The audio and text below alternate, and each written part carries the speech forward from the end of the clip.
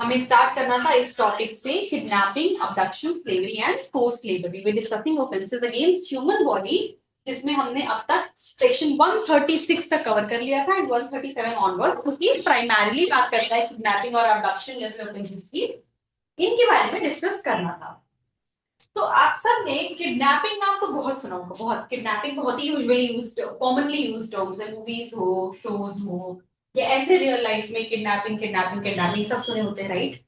पर abduction term जो है वो इतना वाइडली यूज नहीं है, वो लोगों को नहीं पता होता है, unless you know things deeply और यू आर अ लॉयर और अ लॉ एस्पिरेंट। आपने आपके अलावा एबडक्शन टर्म नॉर्मली लोगों को नहीं पता होता है। अब देखिए किडनैपिंग जो है, किडनैपिंग और एबडक्शन इन दोनों से रिलेटेड बीएनएस के प्रोविजंस थे। पहली चीज तो एज प्रीवियसली डिस्कस्ड कि उसे अरेंज किया गया है, बाकी सारे सेक्शंस में को भी अरेंज किया गया है, तो इसे भी अरेंज किया गया है, एक तो ऑर्डरली। सेकेंडली कुछ माइनर चेंजेस किए गए हैं, कुछ माइनर, बहुत ज्यादा नहीं। कॉन्सेप्ट इज मोर और less the same as of IPC, जैसा था वही चीजें हैं, पर हाँ उसे ही रिटेन किया गया है, बट थोड़े बहुत चेंजेस किए गए हैं।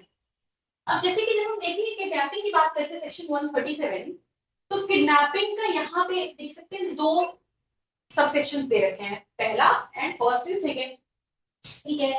तो फर्स्ट एंड सेकेंड जो है ये दो अलग अलग तरीके की किडनैपिंग के बारे में बात करता है। अब ये जो चीजें, ये जो सेक्शन है यार, इसी में अलग अलग दे रखी है, पहले किडनैपिंग क्या है, फिर इसके टाइप्स, एक टाइप एक सेक्शन में अलग, दूसरा टाइप दूसरे में, तो ऐसे दे रखा था, उसे थोड़ा सा यहाँ पे अरेंज किया गया है।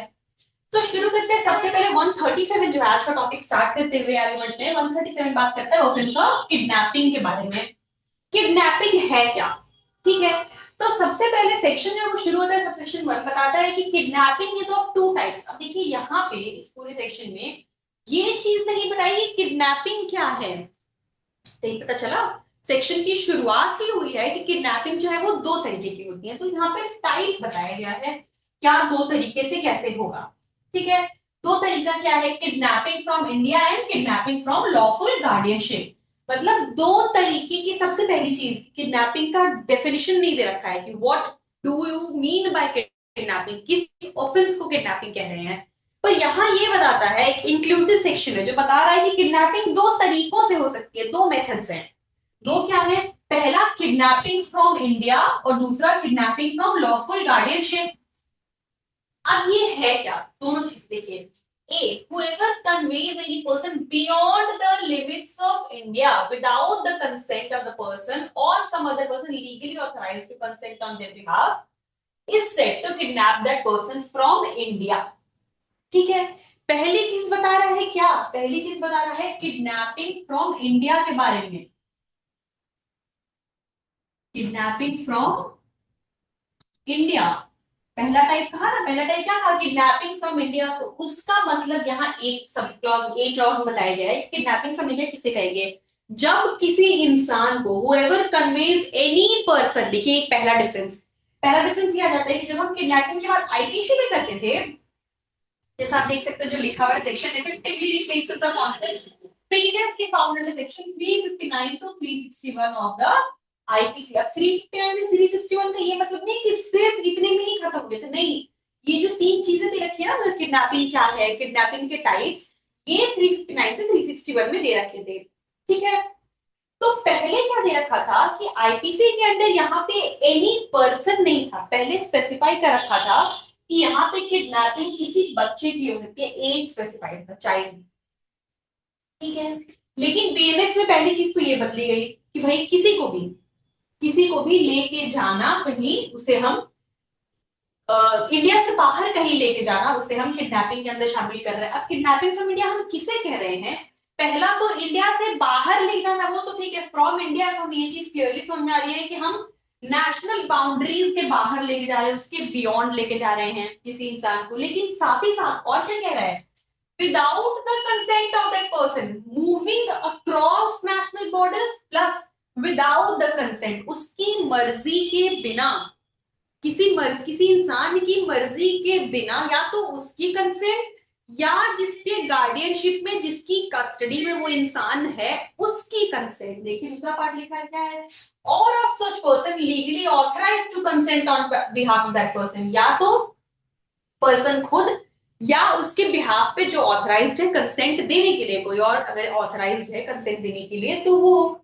उसकी कंसेंट के बिना किसी इंसान को इंडिया से बाहर लेके जाना, उसे हम क्या कह रहे हैं, किडनैपिंग फ्रॉम इंडिया। ठीक है। दूसरा दूसरा क्या कह रहा है, अब देखिए ये हो गया किडनैपिंग फ्रॉम लॉफुल गार्डियनशिप। दूसरी चीज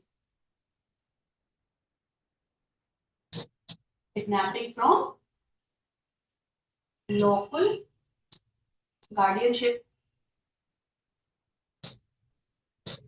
ये क्या कह रहा है, whoever takes और entices, दो चीजें, टेक्स लेके जाता है, एंटाइस, एंटाइस मतलब उसे बहला फुसला के, ठीक है, कोई बच्चा है अगर उसे आप चॉकलेट दिखाए, उसे लालच दी, कुछ समझाया, वो मान गया, तो एंटाइस मतलब ये, ठीक है, टेम्प्ट करना, लालच देना, उसे फुसला लेना। तो whoever takes और entices any child, या तो किसी बच्चे को लेके जाता है, और या any person of unsound mind, मतलब किस पे एप्लीकेबल है लॉफुल गार्डियनशिप, पहले तो हो गया किसी चाइल्ड पे, किसी चाइल्ड पे, चाइल्ड, अब हम चाइल्ड यूज कर रहे हैं टर्म, मतलब क्लियरली हम इसका रेफर कहां से कर सकते हैं, इंटरप्रिटेशन क्लॉज में जो बताता है कि चाइल्ड बिलो 18 को कह रहे हैं, मतलब सब क्लॉज बी जो है, यानी कि जब हम किडनैपिंग फ्रॉम लॉफुल गार्डियनशिप की बात करते हैं वो क्लियरली किसके लिए बात कर रहे हैं, माइनर्स के लिए, बिलो 18 के किसी भी इंसान के लिए। ठीक है। तो कोई चाइल्ड या कोई ऐसा इंसान जो कि अनसाउंड माइंड का है, इनसेन इंसान है, उसको out of the keeping of lawful guardian of such child or present person of unsound mind without the consent of such guardian is said to kidnap the child person from lawful guardianship. अब क्या कह रहा है, यहां भी आ गया consent, लेकिन consent यहां पे किसकी बात की जा रही है, जिसके कस्टडी में वो है, जो लॉफुल गार्डियन है, जिसकी गार्डियनशिप में, जैसे बच्चा है उसके पेरेंट्स हो सकते हैं, ठीक है, या इनसे इंसान उसके भी केयर टेकर कोई है, उसका ध्यान रखने के लिए कोई और है, कि भाई ठीक है वो है तो मेजर इंसान, मान लीजिए वो 22 ईयर्स का है, लेकिन क्योंकि वो अनसाउंड माइंड का है तो वो स्टिल अपने पेरेंट्स की, अपने फादर की गार्डियनशिप में रह रहा है, उसकी देखभाल, उसकी देखरेख उसके फादर ही करते हैं। तो वो सिचुएशन कह रहा है कि या तो कोई चाइल्ड या फिर कोई ऐसा इंसान, देखिए यहाँ पे दूसरे पार्ट में पर्सन लिखा है, पहला चाइल्ड या दूसरा कोई पर्सन जो कि अनसाउंड माइंड का है, कोई अनसाउंड माइंड का इंसान को उसके जो भी लॉफुल गार्जियंस हैं, चाइल्ड के लॉफुल गार्जियन या जो इनसेन पर्सन है उसके लॉफुल गार्जियन की गार्डियनशिप से बाहर लेके जाना बिना उनकी मर्जी के। And when we talk about consent, यहाँ पे हम उस इंसान के कंसेंट की नहीं बात कर रहे, क्योंकि हमें पता है अनसाउंड माइंड का इंसान हो या माइनर हो, इनकी कंसेंट इररिलेवेंट हो जाती है। तो मतलब यहाँ पे कंसेंट उनके लॉफुल गार्जियंस की बात की जा रही है, उनके यानी उनके लॉफुल गार्जियंस के कंसेंट के बिना कोई इंसान किसी चाइल्ड को या किसी इनसेन पर्सन को अगर कहीं गार्डियनशिप से बाहर लेके चला जाता है, कहीं भी, यहाँ पे स्पेसिफाइड नहीं है कहाँ पे, फर्स्ट पार्ट में है कि जब हम इंडिया की बात करते हैं तो है इंडिया से बाहर लेके जाना, लेकिन यहाँ पे लेके कहीं भी चला जाता है, कहीं पे भी, तो उसे किडनैपिंग फ्रॉम लॉफुल गार्डियनशिप कह रहे हैं। ठीक है। मतलब क्या क्या चीजें इसमें इंक्लूड हुई कि भाई पहला तो किडनैपिंग फ्रॉम इंडिया की जब बात करते हैं वहां पे एज रिस्ट्रिक्टेड नहीं है, वहां पे कोई भी इंसान हो सकता है, उसकी मर्जी या उसके जिसकी गार्डियनशिप में है उसकी मर्जी के बिना उसको कहीं पे इंडिया के बाहर लेके चले जाना। अब कोई इंसान है, ठीक है, उसे उसकी मर्जी के बिना, वो सेन है, वो सब कुछ समझ सकता है, लेकिन उसे जबरदस्ती, उसे बिठा लिया जबरदस्ती और कहीं लेके दूसरे देश में चले गए तो वो किडनैपिंग माना जाएगा।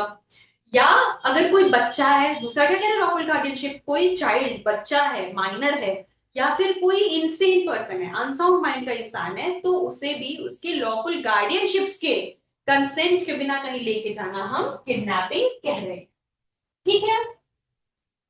अब देखिए साथ ही साथ बता रहा है कि lawful guardians in this clause include any person lawfully entrusted with the care और कस्टडी ऑफ सच चाइल्ड और अदर पर्सन, जैसे मैंने बताया जिसकी कस्टडी में वो है, जिसके केयर में देख रेख जो कर रहा है, कोई बच्चा है अगर उसका कोई नहीं है, वो ऑर्फनेज में रहता है तो उनकी कस्टडी है, या कोई लॉफुली उसे अडॉप्ट कर लिया है, उसके अडॉप्टिव पेरेंट्स हैं तो वो हो जाएंगे, या कोई अगर अनसाउंड माइंड का इंसान है, जैसे मैंने कहा उसके पेरेंट्स उसकी देखभाल करते हैं अभी भी, तो वो, तो जो भी उसकी जिसकी केयर में, जिसकी देखरेख में, जिसकी कस्टडी में वो इंसान है, उसको हम लॉफुल गार्डियन कह रहे हैं। ठीक है। साथ ही साथ एक एक्सेप्शन है। अब ये एक्सेप्शन क्या कह रहा है, देखिए, this clause does not extend to, मतलब ये क्लॉज यानी कि किडनैपिंग नहीं मानेंगे कब, to the act of any person who in good faith, एक केस एक एक्सेप्शन दे रहा है ये, भाई हम तब किडनैपिंग नहीं मानेंगे जब कोई इंसान गुड फेथ में आके, यानी सही, मतलब अच्छे इंटेंशन से, सही तरीके से जांच परख करके, तब believes himself to be the father of an illegitimate child। पहला किसकी बात कर रहा है, पहला case, father of illegitimate child. किसी इंसान को अगर गुड फेथ में ये लगता है कि भाई इसका वो इलिजिटिमेट बच्चा है, ठीक है। इलिजिटिमेट चाइल्ड किसे कह रहे हैं, a child not born out of a wedlock, जो शादी के बिना कोई बच्चा है उसे इलिजिटिमेट चाइल्ड कह रहे हैं। अगर किसी इंसान को लगता है कि वो कोई बच्चा है जो कि उसका इलिजिटिमेट चाइल्ड है, वो उसका फादर है, और दूसरा, who in good faith believes himself to be entitled to the lawful custody of such child, या फिर जिसे लगता है गुड फेथ में, गुड फेथ बहुत इंपॉर्टेंट है यहाँ पे, इस एक्सेप्शन में फॉल करने के लिए गुड फेथ बहुत इंपॉर्टेंट है। या फिर दूसरी चीज क्या है कि अगर गुड फेथ में किसी को लगता है कि वो उस बच्चे की देखभाल करने के लिए, उसकी केयर के लिए, उसकी कस्टडी के लिए रिस्पॉन्सिबल है, unless such act is committed for an immoral or unlawful purpose। ये फिर से एक्सेप्शन का एक्सेप्शन दे दिया, मतलब अगर कोई इंसान गुड फेथ में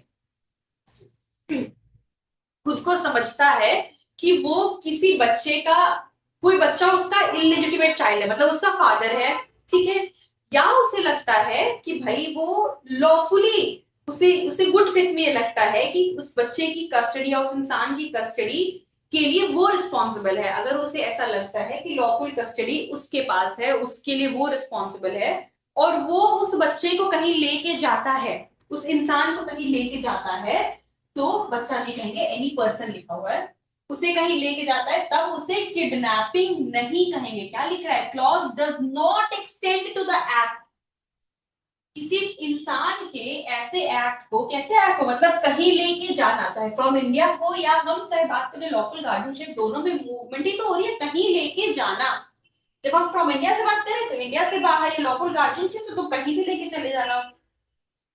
तो अगर किसी इंसान को लगता है कि वो किसी इलिजिटिमेट चाइल्ड का फादर है, या फिर वो उसकी लॉफुल कस्टडी के लिए रिस्पॉन्सिबल है, उसके पास कस्टडी है, अगर एंटाइटल्ड वो है, और वो उसे गुड फेथ में कहीं लेके जाता है, भाई यहाँ नहीं रहेगा मेरा बेटा, कहीं और रहेगा, ठीक है, गुड फेथ में ये लेके कहीं उसे जाता है, तो उसे हम किडनैपिंग नहीं कहेंगे। This does not count as kidnapping, this does not extend to the act, यही लिख रहा है, ये किडनैपिंग होगी। लेकिन यहां फिर एक्सेप्शन है, unless such act is committed for an immoral और अनलॉफुल पर्पस, क्योंकि देखिए ऊपर बार बार गुड फेथ लिखी थी, तो उसका ले जाना बिल्कुल गुड फेथ में होना चाहिए। लेकिन अगर वो इंसान चाहे खुद को वो समझता हो कि गुड फेथ में उसे लगता है कि वो उसका बच्चा है, इलिजिटिमेट चाइल्ड है, या उसके पास कस्टडी है, सब कुछ अगर उसे उसे लगता है गुड फेथ में ही, लेकिन वो लेके जा रहा है बच्चे को अगर किसी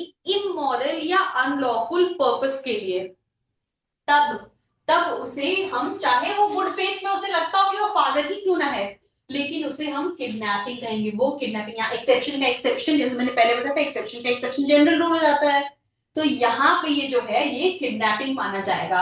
मतलब किडनैपिंग को दो तरीके से बताया, लॉफुल, एक तो किडनैपिंग फ्रॉम इंडिया, दूसरा किडनैपिंग फ्रॉम लॉफुल गार्जियनशिप, ठीक है, ये दोनों हमने समझा। इसके बाद एक्सेप्शन क्लॉज ये कह रहा है कि भाई कोई इंसान है जिसे अगर गुड फेथ में सच में ये चीज लगती है कि भाई नहीं वो मेरा ही इलिजिटिमेट चाइल्ड है, ठीक है, किसी को बहुत सालों बाद पता चलता है कि भाई मेरा बच्चा एक वहां पे है जो मेरा ही इलिजिटिमेट चाइल्ड था, और उसे, या फिर कोई और जिसे लगता है कि भाई उसकी लॉफुल कस्टडी मेरे पास है, उसे वो कहीं लेके जाता है, प्रोवाइडेड वो किसी लॉफुल पर्पस के लिए लेके जा रहा हो, तो ये किडनैपिंग नहीं होगी। लेकिन अगर गुड फेथ में ही उसे ये यकीन हो कि चाहे वो फादर है या कस्टडी उसके पास है, बट ले जाने का पर्पस क्या है, पर्पस कुछ ऐसा कराना है, कोई ऐसा एक्ट कमिट करवाना है जो या तो इमोरल है, जो गलत है, जो मॉरली गलत है, मॉरली सही नहीं है, या फिर कोई अनलॉफुल काम है, ठीक है, अनलॉफुल काम में लगाने के लिए अगर लेके जा रहा है वो, चाहे उसे सच में लगता है क्यों ना हो कि मेरा ही बेटा है, फिर भी इसे किडनैपिंग कहेंगे, ठीक है। 137 का सब क्लॉज 1 यही बात कह रहा है। अब देखिए, सबसे पहले बात करते हैं अगर इसके हिसाब से किडनैपिंग फ्रॉम इंडिया, डिटेल में अगर एक एक करके समझे इसके एसेंशियल तो सारी चीजें, तो है क्या, conveying a person beyond the border of India without the consent of some, without their consent or consent of someone having authority, ठीक है, या तो उनकी कंसेंट या तो पर्सन की खुद की कंसेंट के बिना, या लॉफुल अथॉरिटी जिसके पास है उस पर्सन की, उसकी कंसेंट के बिना। इंपॉर्टेंट क्या क्या है यहाँ पे, सबसे पहले जो टेरिटोरियल मूवमेंट, भाई इंडिया से बाहर लेके जा रहे हो तभी किडनैपिंग फ्रॉम इंडिया कह रहे हैं। दूसरा, एब्सेंस ऑफ कंसेंट, पर्सन की खुद की कंसेंट या तो नहीं है, या फिर जिसके पास उसकी गार्डियन, मतलब जिसके जिसकी अथॉरिटी वो है, जिसके उसकी अथॉरिटी जिसके पास है उसका कंसेंट नहीं है। दूसरा, लॉफुल गार्डियनशिप जो हमने अभी समझा। अब ये क्या है, टेकिंग, जैसे मैंने कहा था ले जाना, और एंटाइसिंग, दो तरीके से, या तो लेके जाना या लालच देके, टेम्प्ट करा के, किसी को बहला के, बच्चा है तो उसे वही आप चॉकलेट देते जाओ, वो मान जाएगा आपके साथ चलने के लिए, वही एंटाइसिंग, ठीक है।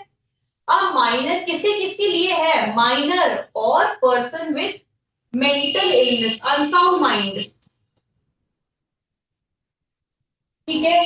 प्रोटेक्टेड कैटेगरीज में किसकी बात की, माइनर की और अनसाउंड माइंड की।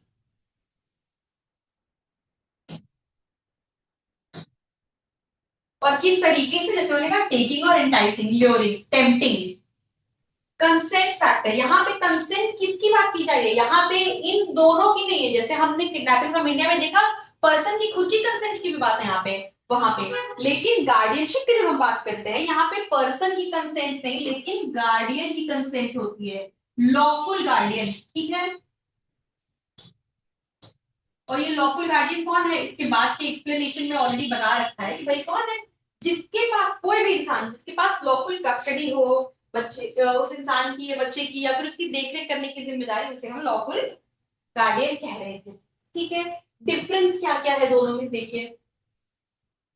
किडनैपिंग फ्रॉम इंडिया की बात की गई, जैसे अब भी हमने देखा यहाँ पे कोई एज फैक्टर नहीं है, any person regardless of age, कोई एज, किसी भी एज का, even if a person of 80 years is taken to some other country without the consent of that person, वहां पे किडनैपिंग फ्रॉम इंडिया आ जाएगा। लेकिन जब हम किडनैपिंग की बात करते हैं तो यहाँ पे स्पेसिफाइड कैटेगरीज, या तो माइनर्स या इनसेन।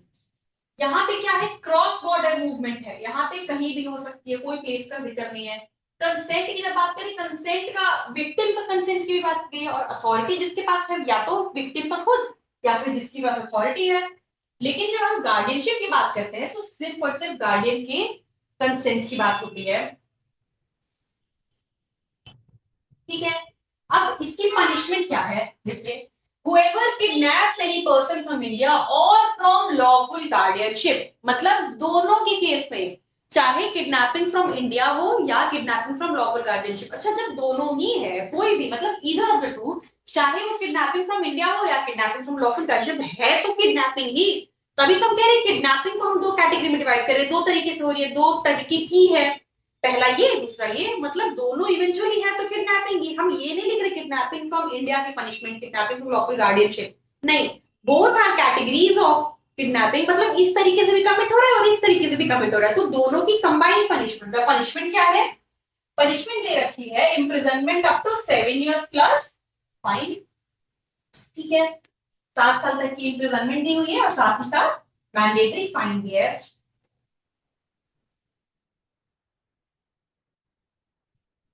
जैसे देखिए एग्जांपल्स दे रखा है, किडनैपिंग फ्रॉम इंडिया का क्या है, an individual uses a forged travel document to take a colleague to a neighbouring country against their will.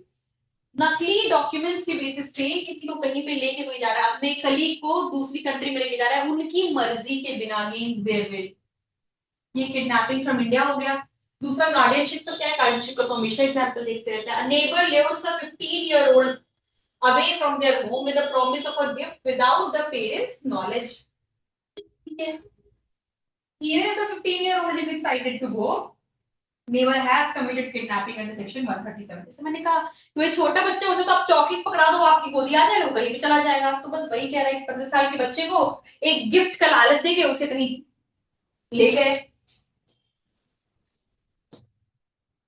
ठीक है, अब आते हैं 138 पे। ये तो था किडनैपिंग का कॉन्सेप्ट, आई होप कि ये समझ में आया हो। ठीक है, अब आते हैं एबडक्शन का। किडनैपिंग और एबडक्शन कैसे कैसे अलग है वो समझना जरूरी है। देखिए डेफिनेशन क्या कह रहा है, whoever by force compels or by any deceitful means induces, force से कंपेल किया जा रहा है, फोर्स कंपल्शन, फोर्स उस पर दबाव डाला जा रहा है, जबरदस्ती करने किया जा रहा है कि भाई आपको फोर्स से मार पिटाई करके, या deceitful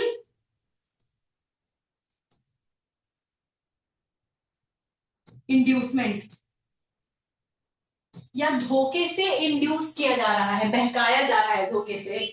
any person to go from any place, any person to go from any place state to abduct that person. अब मान लीजिए यहां पे दो तरीके दिए हुए हैं, फोर्स और इंड्यूसमेंट, डिसीट, जबरदस्ती या फिर धोखे से, फोर्स से कंपेल करना, जबरदस्ती से मतलब मार पिटाई की, उस पर फोर्स यूज किया। फोर्स का हमने पहले क्या पढ़ा था, कुछ भी मोशन किसी तरीके का कॉज हो, या कुछ भी किस तरीके का कुछ भी अगर हो रहा है, मोशन चेंज हो रहा है, मोशन कॉज हो रहा है, मोशन स्टॉप हो रहा है, ये सारी चीजें फोर्स में आ रही हैं। तो फोर्स से किसी को कंपेल करना, या डिसीट यानी धोखे से, धोखे से उसे बहकाना कहीं जाने के लिए। यहां पे देखिए डिफरेंस क्या है, यहां पे लेके नहीं जाया जा रहा है। किडनैपिंग में क्या था, लेके जाना, टेकिंग और एंटाइसिंग हम कह रहे हैं। ठीक है, लेकिन एबडक्शन में क्या हो रहा है, खुद ही जाने के लिए या तो उसे लालच दे दिया, या उस पर इतना प्रेशर डाला कि वो करने वो चला गया। तो इंड्यूस करना डिसीट से, या फिर फोर्सफुली कंपेल करना किसी इंसान को कहीं जाने के लिए, to move from any place, to go from any place, उसे एबडक्शन कहेंगे। ठीक है,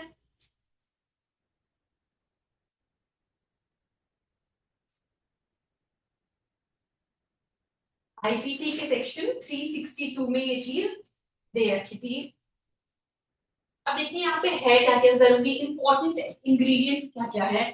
सबसे पहले तो फोर्स का होना, victim is compelled to move through actual physical force, force लगाया गया है, फोर्स एक्सर्ट किया गया है उस पे, किस लिए, उसे कंपेल करने के लिए, to go from one place to another, की एक जगह से दूसरी जगह पे जाने के लिए उसे कंपेल करने के लिए उस पे फोर्स यूज किया गया। Force must be actual and not merely a vague threat of future harm. Force क्या होना चाहिए, एक्चुअल फोर्स लगाया गया है, मतलब उस पर किसी तरीके से कोई दबाव डाला गया है, या फोर्स एग्जर्ट किया जा रहा है उस पर, सिर्फ किसी तरीके के हम क्योंकि फ्यूचर में हार्म हो सकता है, डराना धमकाना तो सिर्फ नहीं कर रहा है, फोर्स का एक्चुअल एप्लीकेशन है। दूसरा डिसीट, पहला फोर्स यूज हो गया, दूसरा डिसीट यानी धोखा से, धोखे से क्या हो रहा है, पहले फोर्स से कंपल्शन, दूसरा डिसीट से इंड्यूसमेंट यानी उसे बहकाया जा रहा है, तो इसी जगह को छोड़ के दूसरी जगह जाने के थ्रू डिसेप्शन और मिस रिप्रेजेंटेशन, धोखे से उसे कहीं जाने के लिए इंड्यूस किया जा रहा है। If the victim new the truth they would not have moved. The law interprets inducement broadly to protect the vulnerable, the victim. Inducement क्या मतलब है भाई, उसे इंड्यूस किया गया धोखे से, उसे कुछ और बात बताई गई जबकि एक्चुअली रियलिटी कुछ और थी। अगर असली में विक्टिम को सच्चाई पता होती तो शायद वो जगह छोड़ के नहीं जाता। यहाँ पे क्या कह रहा है, इस ऑफेंस के होने के लिए इतना जरूरी है कि भाई बाद में चाहे कुछ हो नहीं हो, कॉन्सिक्वेंसेस देखिए कहीं मेंशन नहीं किया है, बस लिखा क्या है, to go from any place, किसी जगह से चले जाने के लिए कंपेल कर दिया या इंड्यूस कर लिया, इतना काफी है। चाहे वो इंसान भले ना जाए बाद में, बस इसी चीज को हमें क्वेश्चन कह रहे हैं, क्या कह रहा है, whoever by force compels or by any deceitful means induces any person to go is said to abduct that person. Abduct that person, abduction हो गया कब कहेंगे, जैसे ही कंपल्शन हो गया या जैसे ही इंड्यूसमेंट हो गया, भले वो इंसान सच में ना जाए, कोई मूवमेंट एक्चुअली ना हो, लेकिन अगर फोर्स लग गया या डिसीटफुल मींस यूज कर लेंगे इंड्यूस करने के लिए, एबडक्शन हो गया।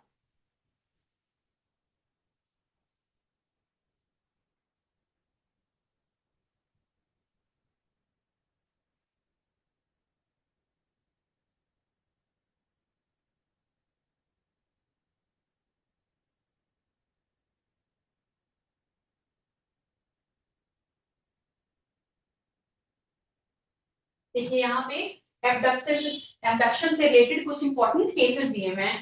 पहला क्या है, Vishwanath versus state of UP 1960 का, जिसमें कोर्ट ने कहा कि abduction is not an offence in isolation, liability requires a wrongful और गिल्टी इंटेंशन। जैसा कि यहाँ पे देख सकते हैं, एबडक्शन को डिफाइन तो किया हुआ है, लेकिन क्या कहीं पे पनिशमेंट लिखी है, क्रिमिनलिटी है, पीनलाइज को किया गया है? नहीं। जब हम ऊपर कंपेयर करें 137 से, किडनैपिंग के बारे में बताया कि किडनैपिंग ये है, और साथ ही साथ सब सेक्शन 2 जो है वो इसकी पनिशमेंट भी बता रहा है, मतलब इसकी क्रिमिनलिटी इसके साथ दे दी है, इसकी पेनाल्टी वहीं पे दे रखी है। भाई हमें पता है अब कि किसी को कहीं से लेके जाना ये किडनैपिंग है, जिसकी पनिशमेंट दिस एंड दिस है, 7 साल तक की इम्प्रिजनमेंट और फाइन।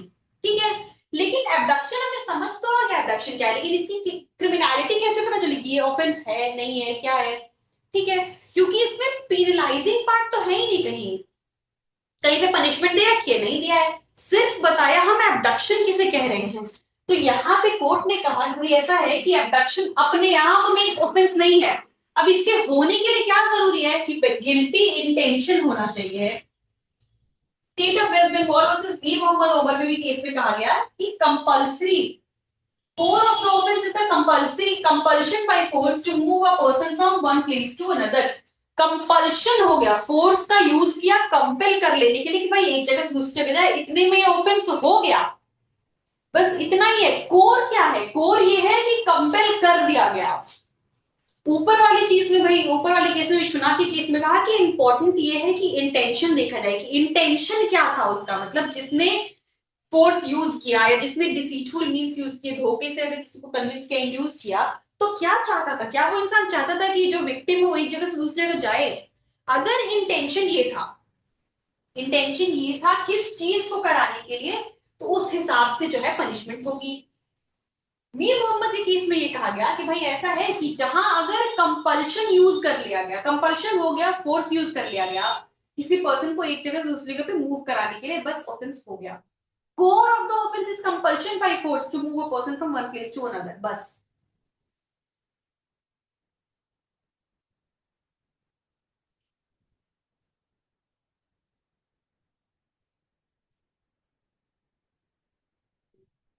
देखिए इनके बीच का difference, most most most most important topic ये,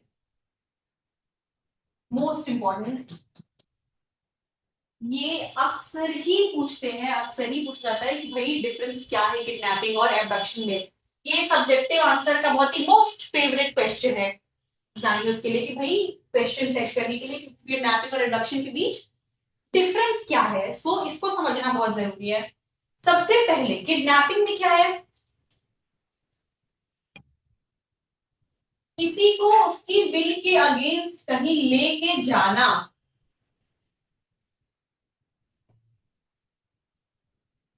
ठीक है, किसी को उसकी विल के अगेंस्ट कहीं लेके जाना। इसमें क्या है, किसी को कंपेल करना, परसुएडिंग और इंड्यूसिंग और कंपल्शन।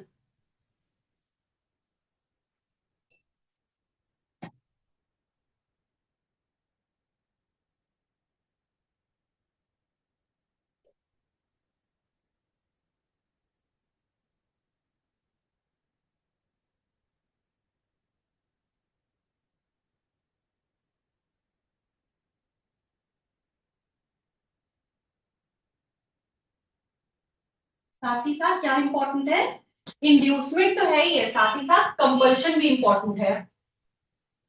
फोर्स से कंपेल किया गया और डिसीटफुल मीन से परसुएड या इंड्यूस किया गया, किस लिए, किसी को कहीं जाने के लिए।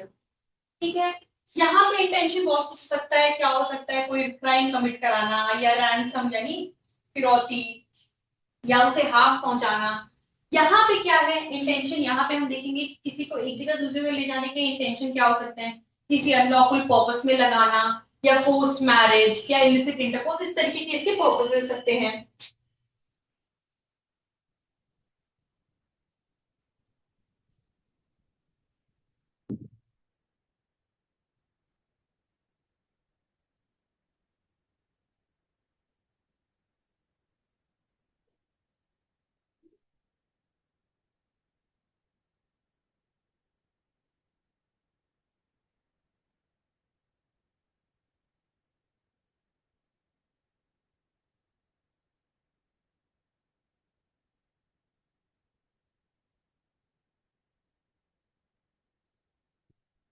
तो क्या क्या डिफरेंसेस हो गए?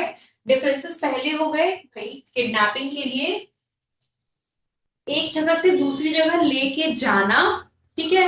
एबडक्शन के लिए क्या है, उसे कंपेल करना या इंड्यूस करना एक जगह दूसरी जगह जाने के लिए, मतलब यहाँ विक्टिम मूव खुद कर रहा है।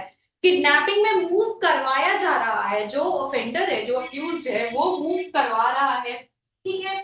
साथ ही साथ 137 में कंसेंट की बात की गई है कि अगर हम किडनैपिंग फ्रॉम इंडिया की बात करें तो वहां पे जो विक्टिम है उसकी कंसेंट क्या, उस लॉफुल जो अथॉरिटी है जिसके पास उसकी, और फ्रॉम गार्डियनशिप में जो भी लॉफुल गार्डियंस हैं उनके कंसेंट की बात की गई है। लेकिन 138 यानी कि एबडक्शन में कंसेंट की कोई बात नहीं है, बल्कि यहाँ पे यूज हुआ है टर्म फोर्स और डिसेप्शन। फोर्स यूज किया गया है और डिसेप्शन यूज किया गया है, ठीक है। साथ ही साथ इसके 137 में किडनैपिंग की पनिशमेंट जो है वहां पे क्या दे रखी है, 7 साल और फाइन, जबकि एबडक्शन में अलग से इसकी पनिशमेंट नहीं स्पेसिफाई किया हुआ है, ठीक है। एक और डिफरेंस क्या हो सकता है, किडनैपिंग दो तरीके का हो रहा है लेकिन एबडक्शन में कोई डिफरेंस, कोई एबडक्शन की कोई अलग से टाइप्स नहीं है, ठीक है। मतलब किडनैपिंग अलग चीज हो गई, एबडक्शन अलग चीज हो गया। एबडक्शन पर से पनिशेबल नहीं होगा। पनिशेबल कब होगा, जब देखेंगे इसकी, जैसे हमने पढ़ा उसके केस का, विश्वनाथ के केस में क्या कहा कि भाई जब इंटेंशन क्या था वो देखेंगे। जब हम आगे के सेक्शन देखेंगे तो हम देखेंगे कि एबडक्शन करवाया किस लिए, क्या ऑब्जेक्टिव क्या था, उस इंटेंशन से रिलेट करके तब जाके इसकी, उस हिसाब से इसकी पनिशमेंट होती है। लेकिन किडनैपिंग पर से अपने आप में ही ऑफेंस हो जाता है। जब हम 137 देखेंगे तो इसकी पनिशमेंट भी दे रखी है, which means kidnapping is a substantive offence in itself, एक सब्सटैंटिव ऑफेंस है, अपने आप में पनिशेबल है। लेकिन एबडक्शन एक सब्सटैंटिव ऑफेंस नहीं है, ये किसी के साथ आ रहा है। जब इसका ऑब्जेक्टिव पता लगेगा कि ऑब्जेक्टिव क्या है, जैसे फोर्स लेबर में लगाने के लिए या इलिसिट इंटरकोर्स, कुछ भी ऐसा, जब इंटेंशन पता लगता है कि किस चीज के लिए, किस किस पर्पस के लिए जब एबडक्शन करवाया गया है, किया गया है, इस इंटेंशन से जब पता लगेगा तो उस हिसाब से उसकी क्रिमिनलिटी होती है। मतलब ये सब्सटैंटिव ऑफेंस नहीं, ये बहुत मेजर डिफरेंसेस है एबडक्शन और किडनैपिंग के बीच। पहला क्या हो गया, again let us revise this and please please make sure you make a note of it. सबसे पहले क्या हो गया, 130 में किडनैपिंग है, 138 में एबडक्शन दे रखा है।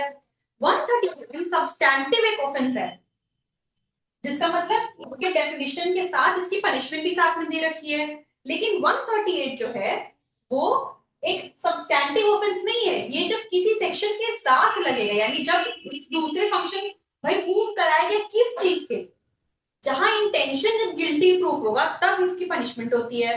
नेक्स्ट 137 के अंदर कंसेंट की बात की है, विक्टिम का कंसेंट और साथ ही साथ जो लॉफुल गार्डियंस है उनकी कंसेंट, ठीक है।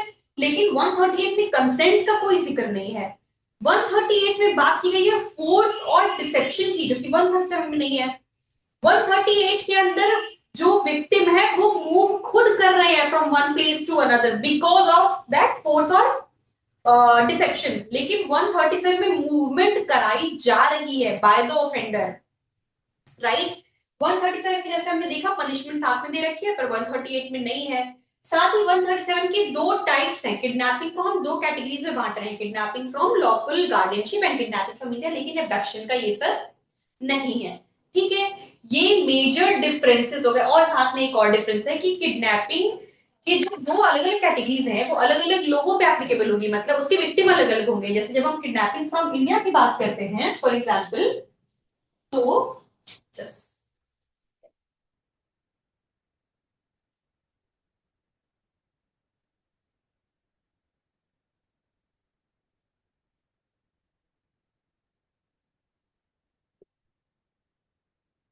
जैसे जब हम किडनैपिंग की बात करते हैं तो यहाँ पे क्या है कि भाई दो कैटेगरीज में अलग अलग एज ग्रुप, अलग अलग तरीके के विक्टिम्स की बात की गई। जब हम किडनैपिंग फ्रॉम इंडिया की बात करते हैं तो वो रिगार्डलेस ऑफ एज और कैपेसिटी कोई भी इंसान हो सकता है, वहां मेंशन नहीं किया हुआ है।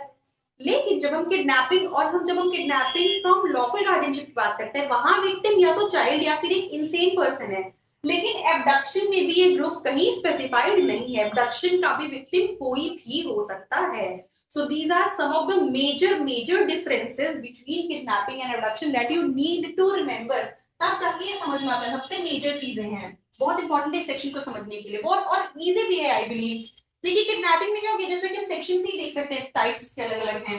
साथ ही साथ क्योंकि इसमें पनिशमेंट के साथ में दे रखी है, हमें समझ में आ रहा है सब्सटैंटिव ऑफेंस है भाई, इसके साथ में पनिशमेंट दे रखी है जो कि एबडक्शन का नहीं है।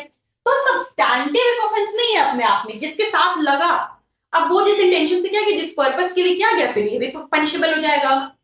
साथ ही साथ और क्या है कि भाई इसमें फोर्स डिसेप्शन में यूज हो रहा है, इसमें नहीं हो रहा है। यहाँ कंसेंट की बात की गई है, यहाँ नहीं की गई है। यहाँ पे एज ग्रुप स्पेसिफाइड है, अलग अलग विक्टिम्स हो सकते हैं, यहाँ पे विक्टिम्स के लिए कोई कैटेगराइजेशन नहीं है। ठीक है, ये डिफरेंसेस हो गए। अब आते हैं सेक्शन 139 पे। 139 क्या कह रहा है, देखिए 139 कहता है kidnapping or maiming a child for purpose of begging. Kidnapping तो ठीक है भाई, हमने 137 में समझ लिया किडनैपिंग क्या है। अब ये मेम क्या होता है, maiming comes from the word maim, MAIM, maim. Maim मतलब किसी के, जैसे आपने देखा होगा कई बार रोड्स पे, ट्रैफिक सिग्नल्स पे या रेल ट्रेन्स में ऐसे लोग होते हैं जो बेगर्स होते हैं, पैसे मांगते हैं, उनके हाथ पैर नहीं होते हैं, वो ऐसे बैठे रहेंगे और पैसे मांगते हैं। उसे हाथ पैर काट देना किसी के, उसे मेम कर देना कहते हैं, जिसके हाथ पैर जब काट दिए जाए। ठीक है, हाथ पैर नहीं है जिस इंसान के, वो मेम है, तो उसे मेम कर देना कहते हैं। तो किसी इंसान को किडनैप करना, किडनैपिंग और मेमिंग या मेम कर देना, उसके हाथ पैर काट देना। अब उस सिचुएशन में मेम अगर कोई इंसान है, आप आइडेंटिफाई नहीं कर सकते कि whether the person is actually a ma'am and begging for survival, या किसी गैंग का वो मेंबर है। आप नहीं फाइंड आउट कर सकते, आप नहीं उसे रिकॉग्नाइज कर सकते हो।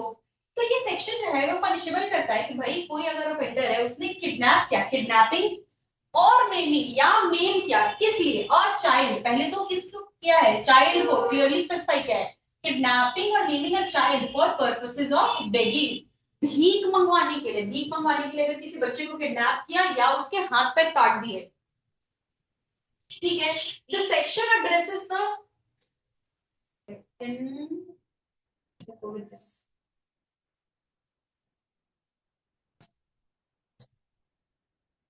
section addresses the heinous exploitation of children for organized begging। Organised crime हमने पढ़ा था पीछे, उसमें क्या था, उसमें वो चीज हमने पढ़ी थी ना कि किडनैपिंग, किडनैपिंग पढ़ा था उसमें भी, किडनैपिंग एंड अबडक्शन। तो ये वही कह रहा है कि अगर ऑर्गेनाइज क्राइम के लिए, ऑर्गेनाइज किडनैपिंग बेगिंग के लिए, अगर जैसे उनके भी पूरे नेटवर्क होते हैं, समथिंग जो कि मैंने अभी जस्ट ये चीज कही, सेकेंड।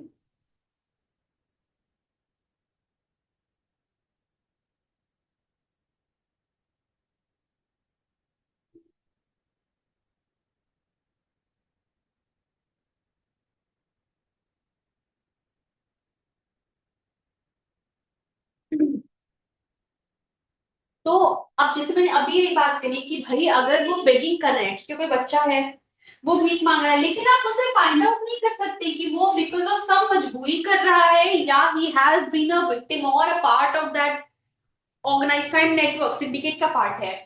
तो उसी चीज को ये सेक्शन जो है एड्रेस करता है। ठीक है, कि अगर किसी बच्चे को किडनैप किया गया है या फिर उसे मेन किया गया है, किस लिए, ऑर्गेनाइज्ड क्राइम के तहत बेगिंग करवाने के लिए।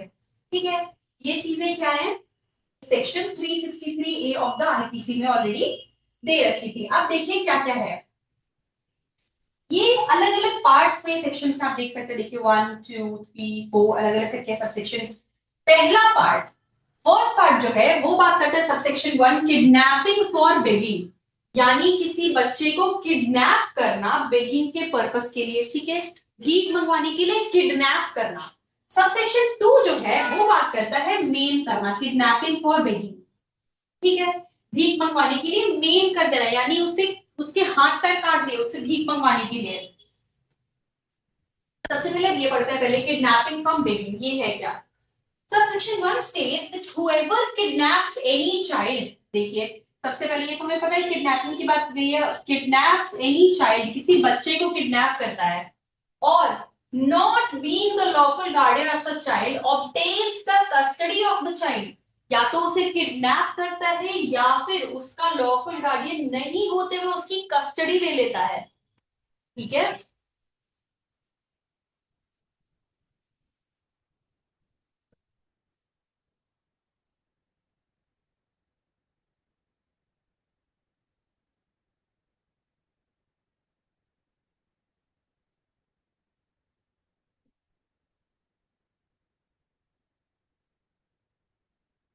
उसकी कस्टडी ले लेता है, in order that such child may be employed or used for the purposes of begging, किस लिए कोई इंसान या तो किसी बच्चे को किडनैप करता है पहली चीज, या दूसरा उसका लॉफुल गार्डियन नहीं होते हुए उसकी कस्टडी ले लेता है, कस्टडी ऑब्टेन कर लेता है, क्यों, इस इंटेंशन से कि उससे बेगिंग करवाएगा, उससे भीख मंगवाएगा। वहां पे पनिशमेंट क्या है, rigorous imprisonment of term which shall not be less than 10 years but may extend to life imprisonment and fine,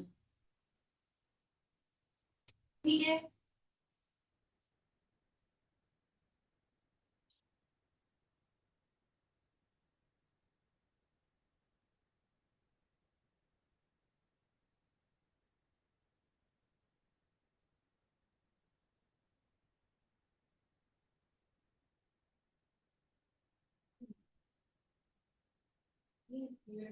दोनों के लिए अंडर 18 है,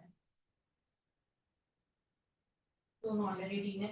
तो अगर कोई भी इंसान, क्योंकि यहाँ पे चाइल्ड लिखा हुआ है, अगर कोई भी इंसान किसी को भी, किसी बच्चे को, यहाँ मेल फीमेल दोनों की बात की है, कोई भी चाइल्ड बिलो 18, ठीक है, उसे किडनैप करता है या फिर क्या करता है उसकी कस्टडी ऑब्टेन कर लेता है उसका लॉफुल गार्डियन नहीं होते हुए, क्या कर रहा है, अक्यूज क्या है, नॉट द लॉफुल गार्डियन, लेकिन obtained custody of the minor, किस लिए, उसको बेगिंग में लगाने के लिए। तो यहाँ पे पनिशमेंट का रिगरस इम्प्रिजनमेंट दिया है, ठीक है, रिगरस इम्प्रिजनमेंट कम से कम 10 साल की, जो कि लाइफ इम्प्रिजनमेंट तक हो सकती है, और साथ ही साथ मैंडेटरी फाइन भी है, मतलब कम से कम 10 साल तक की रिगरस इम्प्रिजनमेंट है, जो कि कितनी सीवियरिटी है उस बेसिस पे लाइफ इम्प्रिजनमेंट तक हो सकता है, और साथ ही साथ फाइन, ठीक है।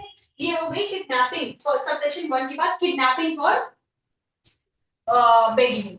अब दूसरा आते हैं मेमिंग फॉर बेगिंग। अब ये कह रहे थे whoever maims any child, maims मतलब जैसे अभी बताया उसके हाथ पैर काट दिए, एनी चाइल्ड, किसी भी बच्चे की, in order that the child may be employed or used for the purposes of begging shall be punishment imprisonment which shall not be less than 20 years, minimum 20 साल दे रखे हैं, imagine, which may extend to life, which may extend to life, which shall mean imprisonment for the remainder of that person's natural life and with fine।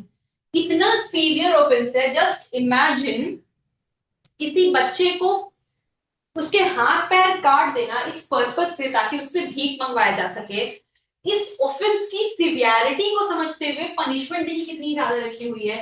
मेमिंग का मतलब क्या हुआ, permanent injury disfigurement of child, मतलब उसके normally हाथ पैर काट देना उसे मेमिंग कहते हैं, ठीक है। ऑब्जेक्टिव क्या था, बेगिंग,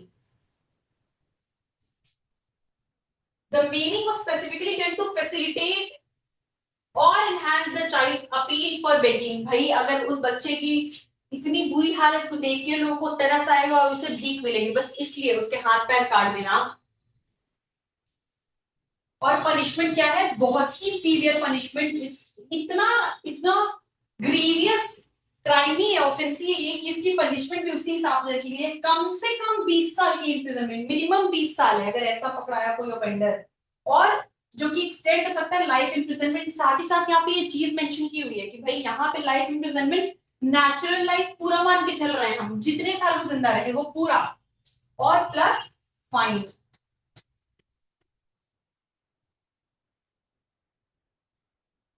सब सेक्शन 3, ठीक है, सब सेक्शन 3 क्या कह रहा है देखिए,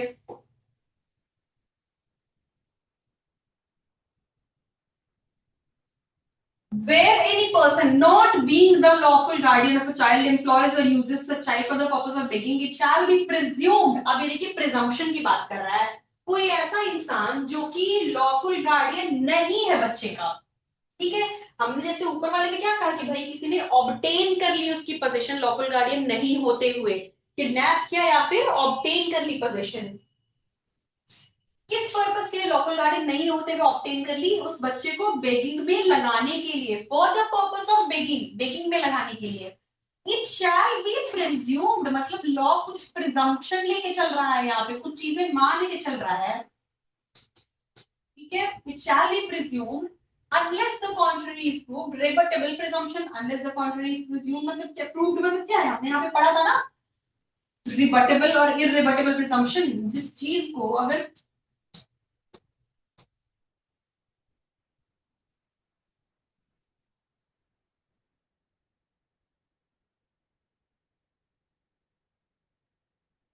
रिबटेबल प्रिजम्पशन, रिबटेबल प्रिजम्पशन क्या था, हमने ये चीज समझी थी कि भाई अगर हमने कोई चीज मान ली, लॉ ने कुछ मान लिया, लेकिन आपको ये ऑप्शन दिया कि अगर आप इसका कॉन्ट्ररी प्रूव कर सकते हो, आप बता सकते हो, प्रूव कर दो कि नहीं ये गलत है, तब तो हम आपकी बात मानेंगे, नहीं कर पाए अगर, तो फिर हम हमारी बात मानेंगे जो हम मान के चल रहे हैं। दो तरीके के प्रिजम्पशन हुए, रिबाटेबल और इररिबटेबल, वो सब एविडेंस की बात है, वो आराम से पढ़ेंगे, लेकिन फॉर नाउ रिबटेबल मतलब उस प्रिजम्पशन को आप काट सकते हो, मतलब आप कॉन्ट्ररी प्रूफ करके आप प्रूफ कर दो कि नहीं ये गलत है, ये सही नहीं है, तब हम आपकी बात मानेंगे, और अगर नहीं कर पाए तब तो हम यही मान के चलेंगे।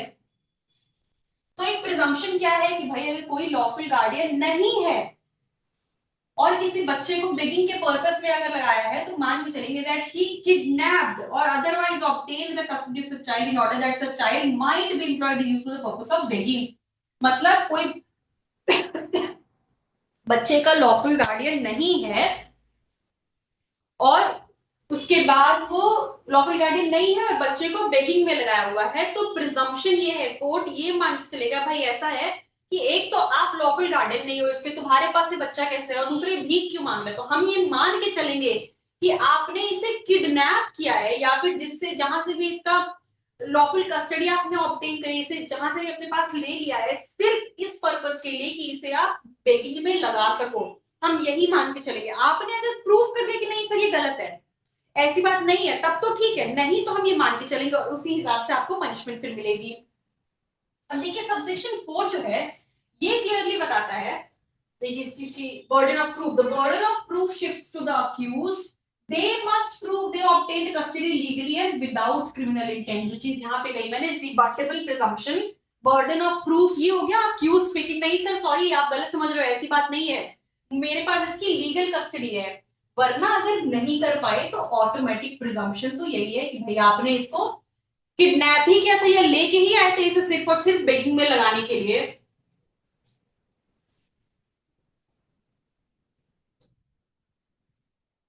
देखिए सबसेक्शन 4 जो है ये बताता है कि हमने बेगिंग बेगिंग बेगिंग पढ़ा, इस सेक्शन का नाम है क्या, kidnapping maiming for the child for the purpose of begging. Kidnapping समझ में आ गया, अभी तक हमें ऊपर से पता है कि किडनैपिंग क्या है, चाइल्ड भी हमें पता है, मेम का मतलब हमने समझ लिया कि मेम का क्या मतलब है, साथ में बेगिंग है एक टर्म, बेगिंग क्या है ये कैसे समझे हम, बेगिंग को सब सेक्शन 4 में बता रखा है कि भाई बेगिंग क्या होती है, सब सेक्शन 4 के अंदर जो चीजें हैं उसे हम बेगिंग मानेंगे। सबसे पहले क्या क्या, पब्लिक solicitation मतलब asking for alms in public under the pretense of singing, dancing, fortune telling, performing tricks or selling items।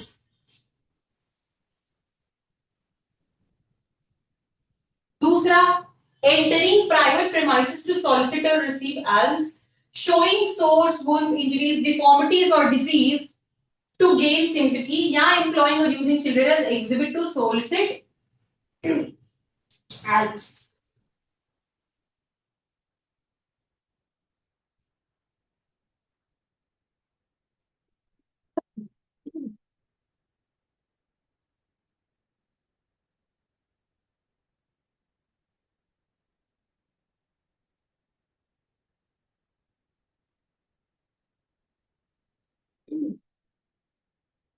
क्या कह रहा है भाई, इन 4 तरीके देखिए, 1 2 3 4, 4 तरीके से जो चीजें हो रही है उसे हम बेगिंग में कह रहे हैं। बेगिंग का मतलब क्या क्या है? Asking for elms in public under the pretence of singing, dancing, Fortune telling, performing tricks और सेलिंग आइटम्स। एल्म्स पहले यहाँ टर्म यूज हुआ, फिर एल्म्स यहाँ भी रिसीविंग, फिर देखिए इधर पे exhibit distorted elms.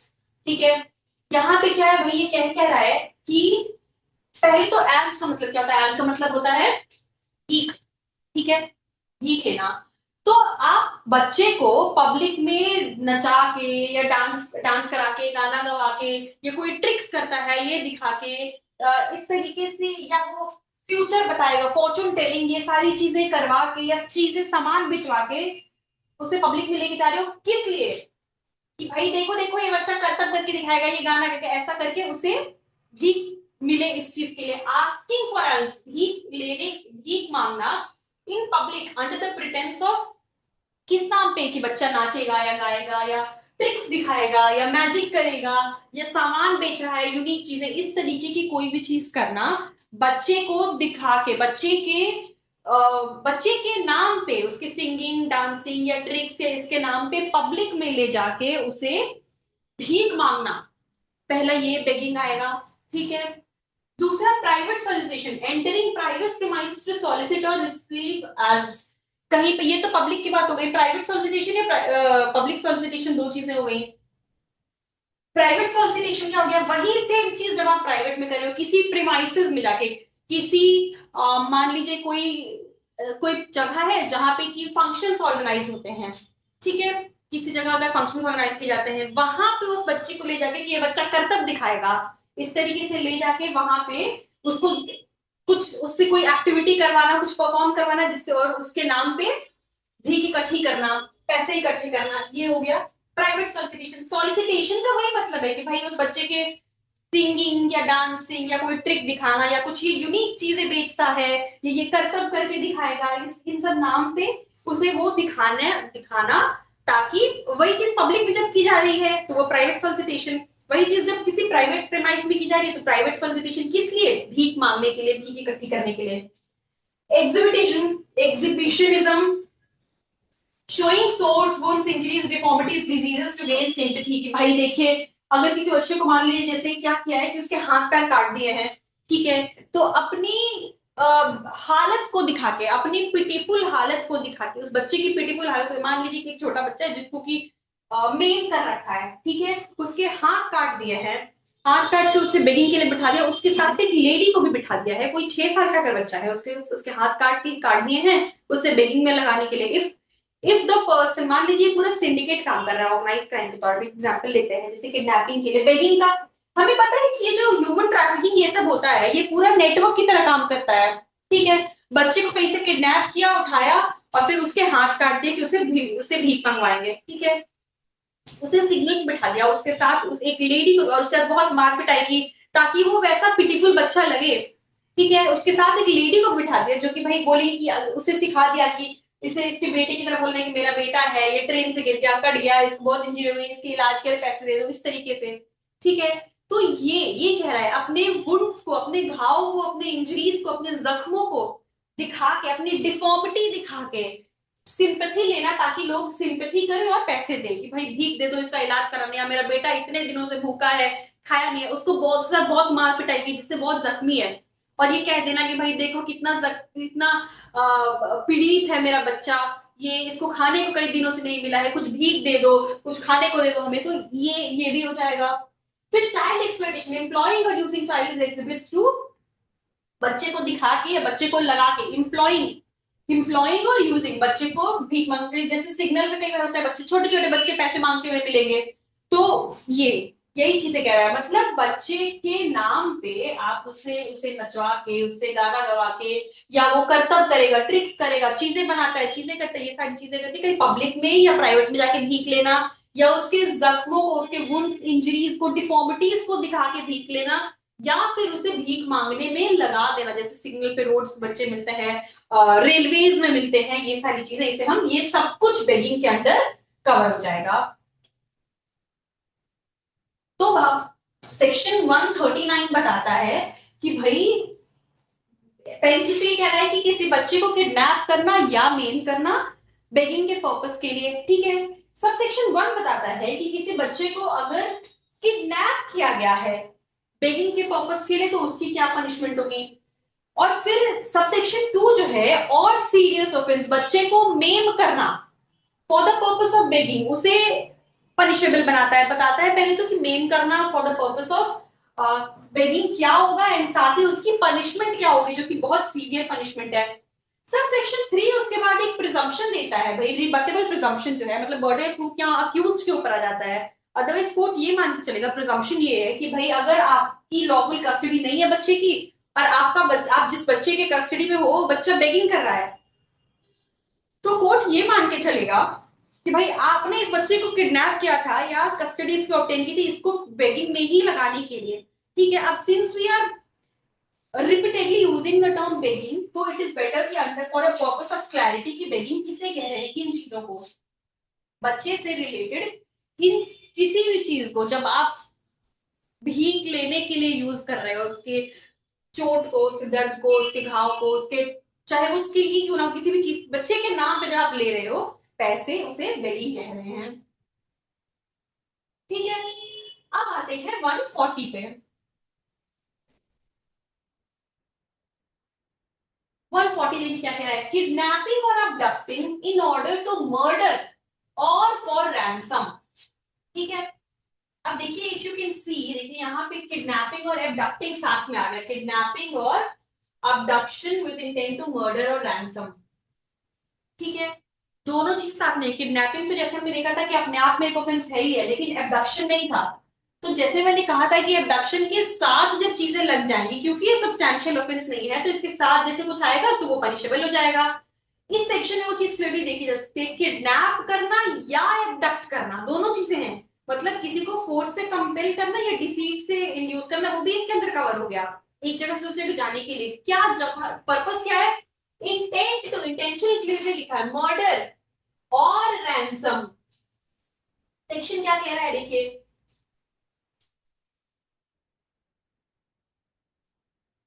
Section 140 addresses the most severe forms of kidnapping and abduction where the victim's life is at risk. It applies when a person is taken so that they may be murdered. किसी person को kidnap करना, उसको उसका murder करने के लिए objective क्या क्या है, या तो victim का murder cause करना, murder उसे मार देना, ठीक है, या दूसरा to be disposed of in a manner that puts them in danger of being murdered, या फिर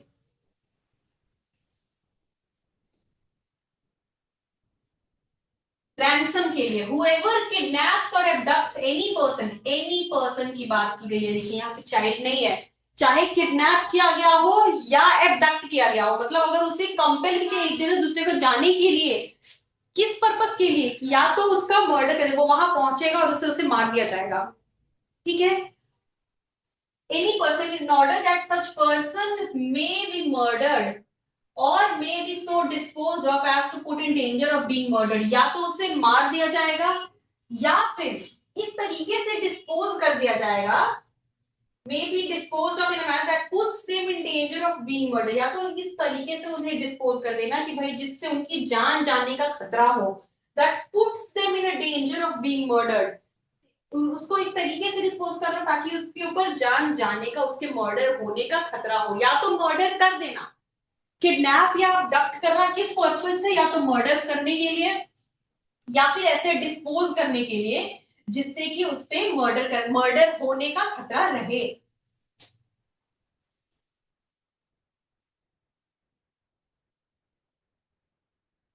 इंपॉर्टेंट क्या क्या है देखिए इस सेक्शन के लिए, एसेंशियल्स क्या क्या है, accused must have been kidnapped, kidnapped और अबडक्टेड।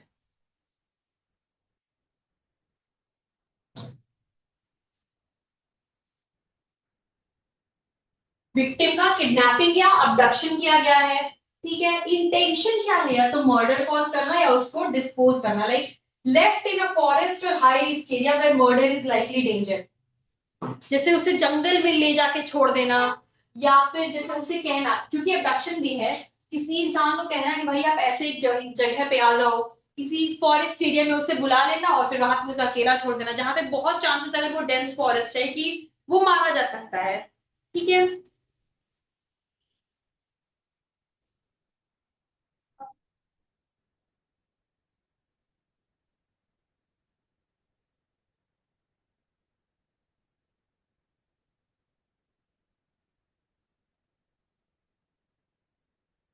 पनिशमेंट क्या है इसकी?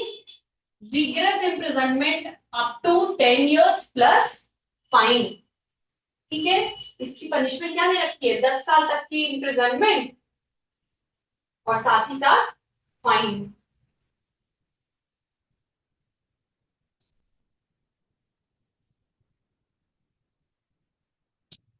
सब सेक्शन 2 देखिए, whoever पहले तो दिया है सिर्फ कि किसी को किडनैप करना या अबडक्ट करना, देखिए इसमें 4 सब सेक्शन है। ठीक है, सबसे पहला सब सेक्शन क्या कह रहा है? किसी को किडनैप करना या अबडक्ट करना, किस लिए? या तो उसका मर्डर कर दिया जाएगा या फिर किसी ऐसे खतरे में उसे डाल देना जहां उसकी बहुत चांसेस है कि उसका मर्डर हो जाएगा। जैसे हमने एग्जाम्पल में देखा, या तो मर्डर ही करने के लिए उसको किडनैप करेंगे कि भाई उसे किडनैप करके उसकी जान मार दी, या फिर जैसे किडनैप किया और उसको ले जाकर किसी ऐसे, जैसे मैंने बताया कि भाई किसी खाली बहुत घने जंगल में छोड़ दिया, या एक ऐसे लेक में गिरा दिया जब बहुत क्रोकोडाइल्स है, इस तरीके की चीजें करना जहां वो मर जाएगा। ठीक है, वहां की पनिशमेंट। सब सेक्शन 2 कह रहा है whoever kidnaps or abducts any person or keeps a person in detention after such kidnapping or abduction, मतलब या तो किडनैप या abduct करता है, ठीक है, या फिर किडनैपिंग या अबडक्शन के बाद उसे डिटेंशन में रखता है, मतलब उसे कैद करके रखता है, and threatens to cause death और हर्ट टू सच पर्सन, कैद करके रखता है और क्या धमकी देता है? धमकाता है कि उसकी डेथ कॉज कर दी जाएगी या उसे हर्ट कॉज किया जाएगा। किडनैप किया या अबडक्ट किया, मतलब किडनैप किया तो उठा के लेके आया, या उसे खुद ही बोला, कंपेल कर दिया कि भाई यहाँ पे चल के आ जाओ। ठीक है, उसके बाद क्या किया कि किडनैप या अबडक्ट करने के बाद उसे डिटेन कर लिया, कहीं कहीं रूम में बंद कर दिया, कहीं बांध दिया। ठीक है, अब क्या उसे धमका रहे हैं? थ्रेटन्स टू कॉज डेथ और हर्ट टू सच पर्सन, उसे धमकी किस चीज की दी जा रही है? कि उसे मार दिया जाएगा या फिर उसे हर्ट कॉज किया जाएगा। Or by his conduct gives rise to a reasonable apprehension that such person may be put to death or hurt, or causes hurt or death to such person in order to compel the government or any foreign state or international intergovernmental organization or any other person to do or abstain from doing any act or to pay a ransom। अब देखिए यहाँ पे बहुत सारी चीजें एक साथ कह दी गई। अभी तक तो समझ में किडनैपिंग या एबडक्शन किया, या फिर किडनैप या एबडक्ट करने के बाद उसे डिटेन करके रख लिया, इतना तक तो ठीक है। किस लिए? देखिए ऑब्जेक्टिव क्या क्या है यहाँ पे, कि उसे या तो डराया धमकाया जा सके कि डेथ हो जाए, डेथ कॉज कर दी जाएगी उसकी, या फिर हर्ट कॉज किया जाएगा, या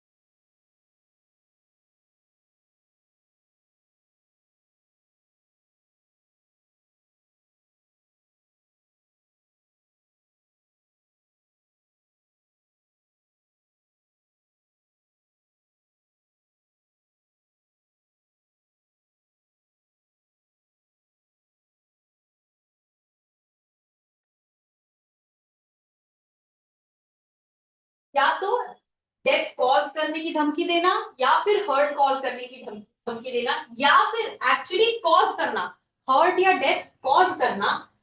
किस लिए? या फिर एक रीजनेबल एप्रीहेंशन होना कि डेथ या हर्ट कॉज किया जाएगा, या तो डराने की या डेथ कॉज करने की धमकी देना, या रीजनेबल एप्रीहेंशन करना, मतलब रीजनेबल एप्रीहेंशन कॉज करना कि डेथ या हर्ट कॉज किया जाएगा। यानी कि जैसे मान लीजिए किसी इंसान को किडनैप करके उसे बांध के रखा है, ठीक है, अब उसके उसके आसपास 4 लोग 4-5 लोग हमेशा गन्स के साथ खड़े रहते हैं ताकि उसे सच में ऐसा लगे कि वो सिर्फ धमकी नहीं है, उसको उसकी डेथ कॉज कर दी जाएगी। तो ये रीजनेबल एप्रीहेंशन कॉज करना या एक्चुअल डेथ या हर्ट कॉज करना, एक्चुअल डेथ या हर्ट, ठीक है। किस लिए? ऑब्जेक्टिव क्या है? To compel a government, foreign state, international organisation और एनी पर्सन टू डू और abstain from doing an act or pay a ransom। किसी को किडनैप करना, किस लिए यहाँ पे किडनैप या एबडक्ट करना या उसे डिटेन करके रख लेना किडनैपिंग या एबडक्शन के बाद, और साथ ही ये तो एक्ट किया गया, ठीक है। उसका जो उसे धमकी देना, पहली चीज धमकी देना कि उसका डेथ या हर्ट कॉज किया जाएगा। दूसरा रीजनेबल एप्रीहेंशन कॉज करना कि डेथ या हर्ट कॉज किया जाएगा।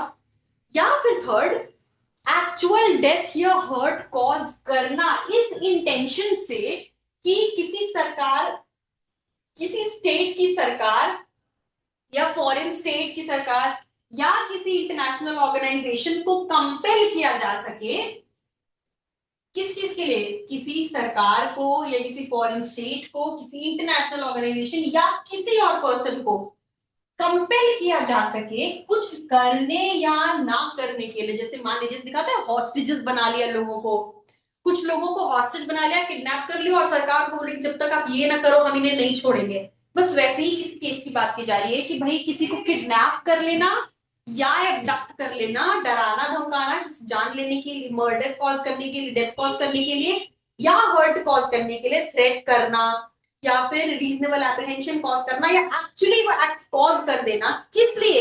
ऑब्जेक्टिव क्या है? ऑब्जेक्टिव है किसी सरकार को, किसी फॉरेन स्टेट को, इंटरनेशनल ऑर्गेनाइजेशन को या किसी और पर्सन को कंपेल कर रहा ताकि कुछ करने या ना करने के लिए, सो दैट वो सरकार कुछ करे, या तो आप ये करिए नहीं तो इनकी जान ले ली जाएगी, ये कुछ करने के लिए, या आप ऐसा नहीं करोगे वरना हम इन्हें नहीं छोड़ेंगे, कुछ करने या ना करने के लिए। या दूसरा रैंसम, फिरौती के लिए कि एक हेफ्टी अमाउंट हमें इतना दिया जाए, नहीं तो हम इन्हें नहीं छोड़ेंगे, ये जो लोग हैं इन्हें मार दिया जाएगा। ऑब्जेक्टिव क्या है? दो ऑब्जेक्टिव है, या तो सरकार से, किसी सरकार से, किसी फॉरेन स्टेट से या किसी ऑर्गेनाइजेशन, इंटरनेशनल ऑर्गेनाइजेशन या किसी भी और पर्सन से कुछ करवाना या नहीं करवाना, डू और अब्सटेन, ठीक है। या फिर उनसे फिरौती लेना। रैंसम मतलब क्या? रैंसम मतलब फिरौती होता है। किडनैपिंग के लिए फिरौती मांगी जाती है कि तुम्हारे बेटे को किडनैप कर लिया गया, इतने पैसे दो नहीं तो इसकी जान ले ली जाएगी, ऐसा होता है, वही बात कह रहा है। जैसे टीवी में अक्सर दिखाते हैं कि भाई छोटा बच्चा है खेल रहा था, उसे किडनैप कर लिया, ले जाके कहीं बांध दिया, ठीक है। अब उस बच्चे के आसपास बहुत सारे लोग ऐसे बड़े बड़े और वेपन्स के साथ खड़े हैं, तो उसे लग रहा है कि भाई खतरा है यहाँ पे, उसके साथ कुछ किया जा सकता है। वैसे ही किसी केस की बात कर रहा है, और जब उसके पेरेंट्स को कॉल किया गया कि आप हमें इतने करोड़ों रुपए दो, नहीं तो आपके बेटे को अब 2 दिन के अंदर अगर नहीं दिया तो आपके बेटे की डेड बॉडी आपके घर पहुंच जाएगी। तो वैसे ही किसी सिनेरियो की बात कर रहा है कि भाई किसी इंसान को, किसी इंटरनेशनल ऑर्गेनाइजेशन को, किसी सरकार को या किसी फॉरेन स्टेट को, किसी को भी कंपेल करने के लिए ताकि वो क्या कुछ करे या ना करे, या रैंसम के अमाउंट को पे करने के लिए। अगर कोई ऐसा करता है, ठीक है, सबसेक्शन 2 में जो चीजें दी हुई हैं उसकी पनिशमेंट क्या है? इसकी पनिशमेंट है डेथ, लाइफ इम्प्रिजनमेंट और साथ ही साथ फाइन, ठीक है। या तो डेथ, डेथ पेनल्टी है, लाइफ इम्प्रिजनमेंट और साथ ही इसके लाइफ इम्प्रिजनमेंट है तो फाइन, ठीक है। पहला सबसेक्शन 1 का हो गया ये। सबसेक्शन 1 क्या था? मर्डर करना या हर्ट कॉज करना, मर्डर और हर्ट, नहीं हर्ट नहीं था। और सेकेंड वाला क्या हो गया? सबसेक्शन 2 क्या बात कर रहा है? रैंसम के लिए या स्टेट को कंपेल करने के लिए, टू डू और नॉट टू डू, ठीक है। सबसेक्शन 3 क्या कह रहा है देखिए, whoever kidnaps or abducts any person with intent to cause that person to be secretly and wrongfully confined। भाई किसी को किडनैप किया या एबडक्ट किया कि उसे सीक्रेट तरीके से कहीं कैद करके रखेंगे, रॉन्गफुल कन्फाइनमेंट, ठीक है, कि उसे सीक्रेट तरीके से कहीं कैद करके रखा जाए, तो उस केस में पनिशमेंट कितनी है? 7 साल तक की इम्प्रिजनमेंट और फाइन।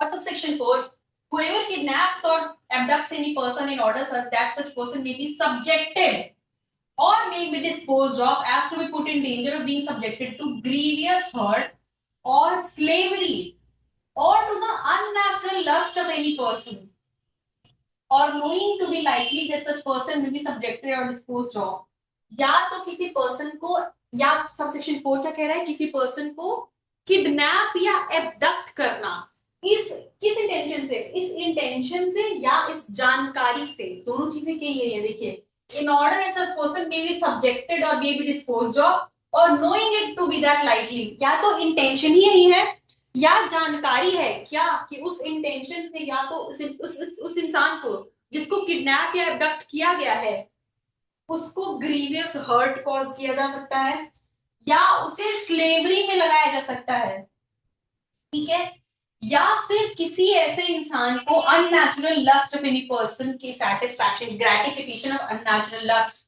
के लिए लगाया जा सकता है, अगर यूज किया जा सकता है किसी उस इंसान का जो ग्रीवियस हर्ट कॉज किया जा सकता है या स्लेवरी में लगाया जा सकता है, या स्लेवरी मतलब क्या हो गया, स्लेव बना के उसे मजदूर बना के रखा जा सकता है, या फिर अननेचुरल लस्ट ग्रेटिफिकेशन में लगाया जा सकता है, तो वहां पे पनिशमेंट कितनी है, imprisonment up to 10 years plus fine.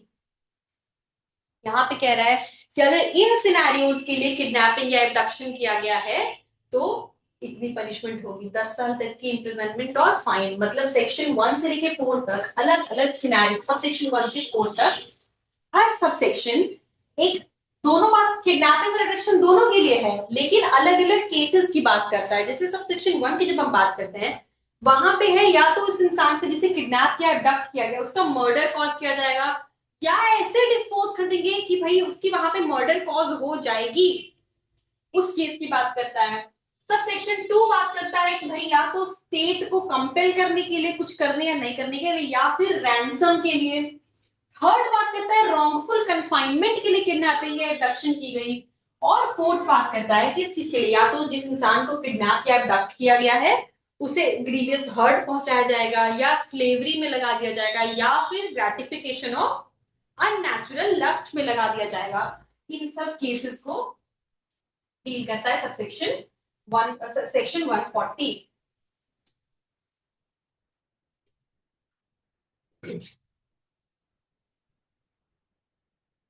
इससे लेके कुछ केसेस है लैंडमार्क बादशाह वर्सेस स्टेट ऑफ यूपी, जिस केस में कहा गया intention can not be assumed, it must be inferred from the total circumstances, mere kidnapping does not automatically prove an intent to murder। ठीक है, सिर्फ किडनैप किया गया इसलिए नहीं कह सकते कि इंटेंशन मर्डर करने का ही था, नहीं, वो कहा नहीं जा सकता कि सिर्फ आपने मान लिया इंटेंशन अज्यूम कर लिया, ऐसे नहीं होगा। वो सर्कमस्टेंसेस से पता चलेगा कि ठीक है किडनैपिंग थी लेकिन क्या मर्डर करने के लिए किडनैपिंग थी, वो सर्कमस्टेंसेस से इन्फर किया जाता है पर अज्यूम नहीं। दूसरा Ramchandra versus state, a very very old case, जिसमें कोर्ट ने कहा that kidnapping for the specific purposes is an अग्रेवेटेड form of the general offence of kidnapping. जो सेक्शन, इस सेक्शन में जो दे रखा है, ये जो सिनेरियोज है ये एग्रेवेटेड फॉर्म ऑफ किडनैपिंग है, जनरल नहीं है। Section 141,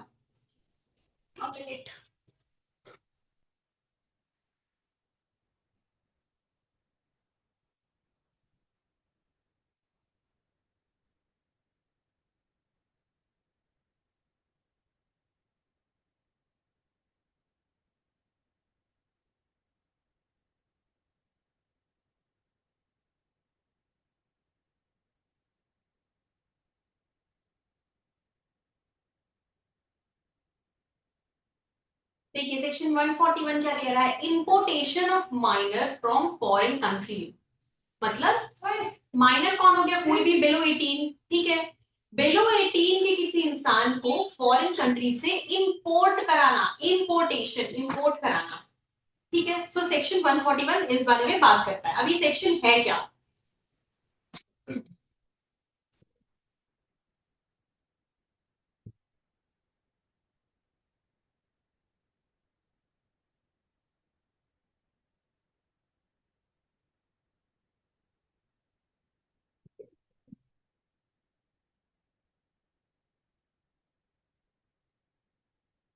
This section criminalizes the act of bringing a minor into India from a foreign country for the purpose of sexual exploitation.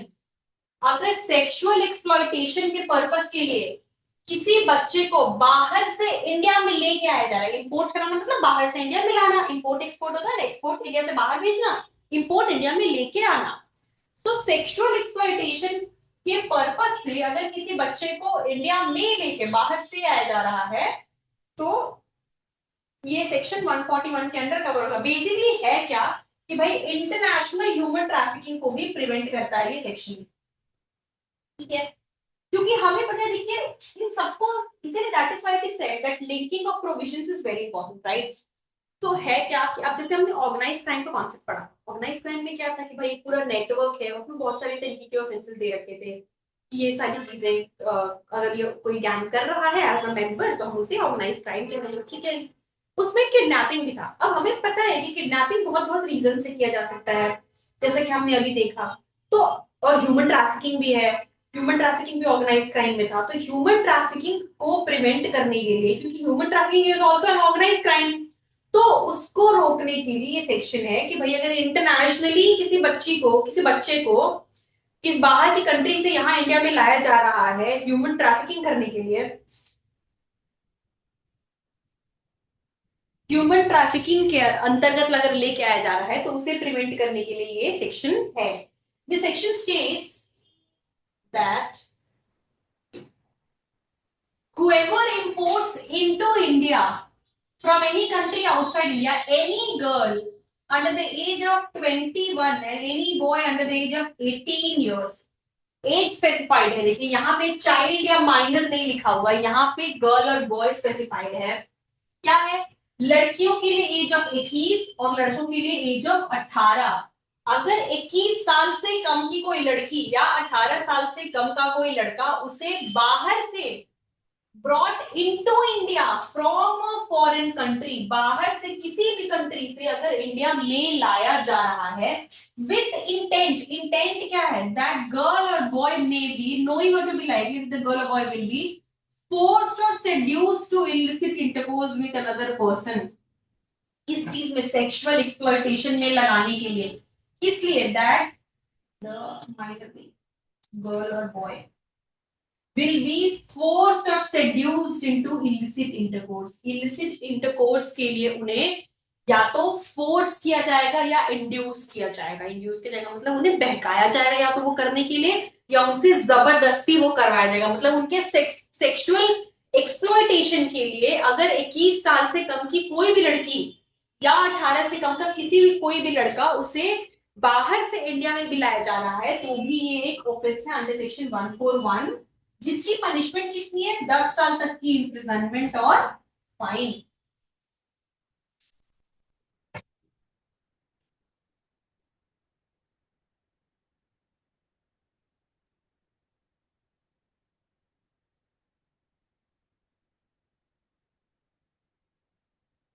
Section 142, wrongfully concealing or keeping in confinement kidnapped or abducted person। अब ये किस बारे में बात करता है, देखिए कोई किडनैप्ड या एबडक्टेड इंसान है, ठीक है, मतलब कोई ऐसा इंसान जिसका या तो किडनैपिंग किया गया है या उसे एबडक्ट किया गया है, ठीक है, वैसे किसी इंसान को रॉन्गफुली कंसील करना या रखना, मतलब गलत तरीके से, पहले तो रॉन्गफुली यानी गलत तरीके से, कंसील करना मतलब छिपाना, या कीपिंग यानी रखना, मतलब जिस ऐसा कोई इंसान या ऐसा विक्टिम जिसे या तो किडनैप किया गया था या एबडक्ट किया गया है उसे या तो गलत तरीके से छिपाना या रखना, वो सेक्शन 142 के अंदर एक ऑफेंस है। अब देखिए ये क्या कह रहा है, whoever knowing that the person has been kidnapped or abducted, कोई इंसान जिसे पता है कि भाई जिस इंसान को वो रख रहा है या कंसील कर रहा है उसका किडनैपिंग या एबडक्शन किया गया था,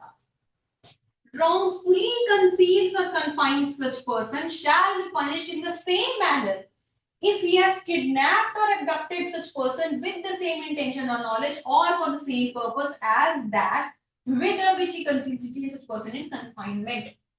मतलब क्या ये सेक्शन देखिए कितना कैसा सेक्शन है, क्या कह रहा है भाई, कितना क्रूशियल, कितना इंपॉर्टेंट और कितनी इंपॉर्टेंस की बात कह रहा है कि कोई इंसान जिसे जानकारी है कि वो जिस इंसान को छिपा रहा है या उसे जिस इंसान को रखा है अपने पास वो किडनैप किया गया था उसे या एबडक्ट किया गया था। ठीक है, कोई भी इंटेंशनली अगर किसी इंसान को अपने पास रखता है या छिपाता है नोइंग कि ये इंसान का किडनैपिंग या एबडक्शन किया गया था, तो उसकी पनिशमेंट क्या होगी? उसकी पनिशमेंट यहां बताया है, उसकी पनिशमेंट वही होगी जैसे उसने खुद ने उस इंसान को किडनैप या एबडक्ट किया हो। देखिए, in the same manner as if he has kidnapped or abducted this person with the same intention or knowledge or for the same purpose as that with whom he conceals or detains, जैसे उसने खुद ने kidnap या abduct किया होता उसी तरीके से उसे पनिशमेंट दी जाएगी, यानी किडनैपिंग या एबडक्शन का उस पे भी पनिशमेंट उसकी भी होगी। Most critical element of this section is the mains रिया। ठीक है, अब सेक्शन 142 के लिए इंपॉर्टेंट क्या क्या है? Accuse must have knowledge that the person in their custody was kidnapped और अबडक्टेड। पहली चीज तो हमने देखा भाई क्या है कि जो भी अक्यूज्ड है उसे पता है कि जिस इंसान को उसने कंसील किया है या रखा है यानी छिपाया या रखा है वो क्या था, उसकी किडनैपिंग या एबडक्शन किया गया था। ठीक है, act of hiding must be intentional despite knowing the illegal origins of the victims presence. भाई आपने जानबूझ के सब कुछ जानते हुए मतलब डेलिबरेटली इंटेंशनली आपको पता था कि क्या है कैसे है, लेकिन सब कुछ जानते हुए आपने इंटेंशनली उसे छिपा के रखा। Venus treats the concealer with the same severity as the kidnapper. This is based on the principle that the suffering of the victim is prolonged by the concealment. जैसे मैंने कहा भैया जितनी किडनैपर को या जिसने अबडक्ट किया उसको जितनी पनिशमेंट होगी उतनी सेम पनिशमेंट जिसने कंसील किया उसको है। सेम पनिशमेंट दे रखी है, सोचिए सीवियरिटी कितनी ज्यादा दे रखी है। Penalty punished in the same manner as the original kidnapper or abductor. Intent.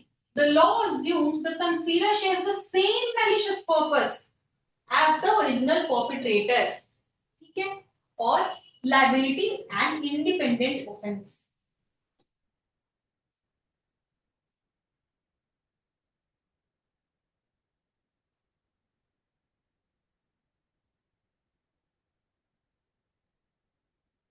देखिए कुछ एग्जांपल्स दे रखा है। एग्जांपल में क्या पहला, the safe house provider.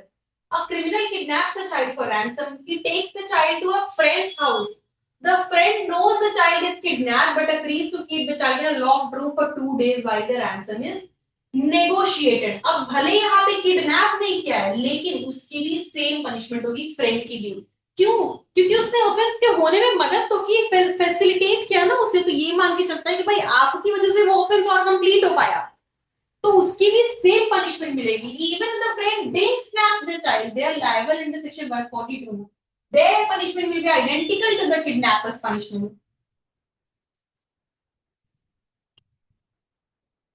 Section 143।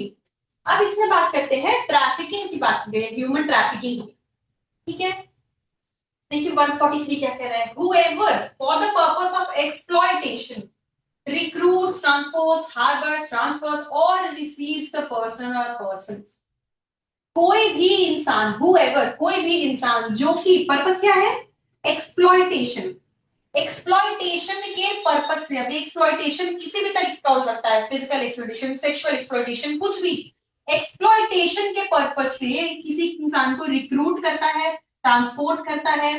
Recruit यानी हायर करना, ट्रांसपोर्ट यानी एक जगह दूसरी जगह भेजना, हार्बर करना मतलब प्रोवाइड करना, ट्रांसफर करना या रिसीव करना किसी पर्सन या पर्संस को।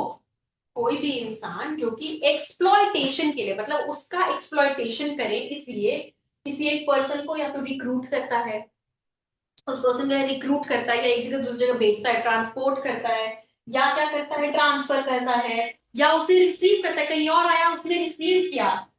बाई क्या क्या मीन्स से, पर्पस क्या है? एक्सप्लॉयटेशन। मीन्स क्या क्या है? यूजिंग थ्रेट, डरा धमका के, using force or any form of coercion, या तो दबाव देके फोर्सफुली या फिर coercion. Third by abduction, abduction के through. Fourth by practising fraud or deception, fraud या डिसेप्शन के through. Fifth power, abuse of power, अपने पावर के मिसयूज पे, पावर के दम पे, पावर किसी भी तरीके से, फिजिकल पावर, फाइनेंशियल पावर, पैसे के दम पे जिसे कहते हैं। कोई भी इंसान अगर जैसे जैसे मान लीजिए कोई बहुत ही वेल नोन इंसान है, ठीक है, सोसाइटी में कोई बहुत ही अच्छी इज्जत उसकी है, लेकिन वो तो एक दूसरे वो सामने जो चीजें करता है वो बहुत ही ऐसे फिलैंथ्रोपिस्ट है, बहुत बड़ा बिजनेसमैन है, कोई भी एक इंसान है, ठीक है, लेकिन उससे वो पीछे एक उसका एक अनंत एक दूसरा एस्पेक्ट भी है, ये तो मास्क फेस हो गया जिसे कह सकते हैं। उसका रियल फेस ये रियल काम ये है कि वो ट्रैफिकिंग का मेंबर है। वो क्या करता है, वो इनफैक्ट वो एक बहुत बड़ा गैंग चलाता है पूरा ट्रैफिकिंग का, जहां वो लोगों को अलग अलग जगह से बुलवाता है और उनसे उनको से सेक्सुअल एक्सप्लॉयटेशन में लगवाता है, ठीक है।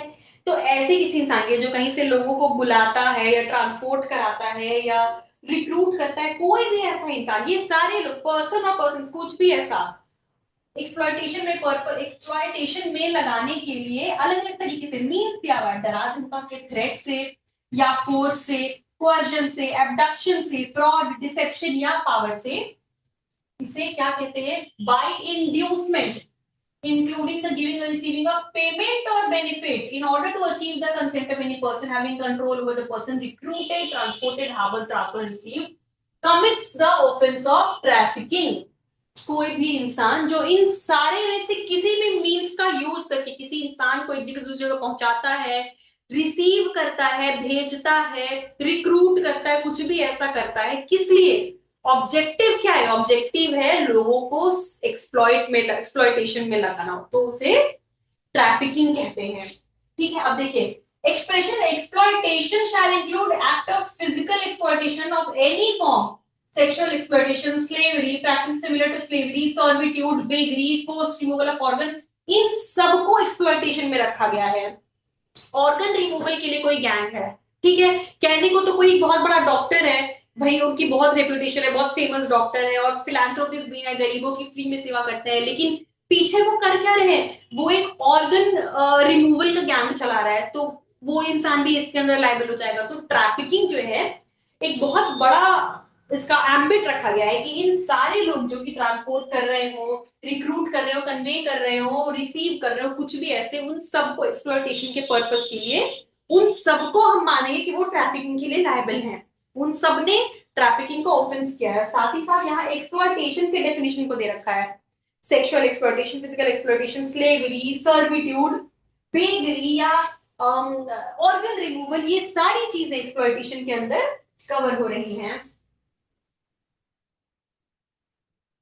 Unlawful and exploitative trade off individuals, ठीक है। मीन्स क्या क्या है देखिए, जैसे मैंने बताया, physical force, fraud, deception, abduction, abuse of power, ये सारी चीजें।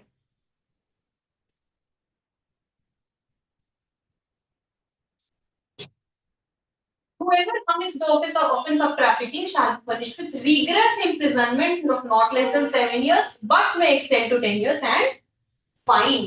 मतलब बेसिक ऑफेंस जो है, यानी जो हमने सबसेक्शन 1 में पढ़ा, सबसेक्शन 1 में क्या था, भाई कोई भी इंसान जो कि ऊपर में दी गई चीजें कर रहा है, क्या कर रहा है, जो रिक्रूट कर रहा है, ट्रांसपोर्ट कर रहा है, रिसीव कर रहा है, ये सारी चीजें वो कर रहा है, किस लिए, इंटेंशन क्या है, एक्सप्लॉयटेशन, और साथ में मीन्स भी दे रखे हैं, इन तरीकों से एक्सप्लॉयटेशन के लिए कर रहा है अगर, तो उसे कहेंगे कि उसने क्यों वो ह्यूमन ट्रैफिकिंग उसने कमिट किया, ट्रैफिकिंग कमिट की है, ठीक है। उसकी पनिशमेंट क्या है, उसकी पनिशमेंट 7 से 10 साल तक की इम्प्रिजनमेंट है, रिगरस इम्प्रिजनमेंट, और साथ ही साथ फाइन।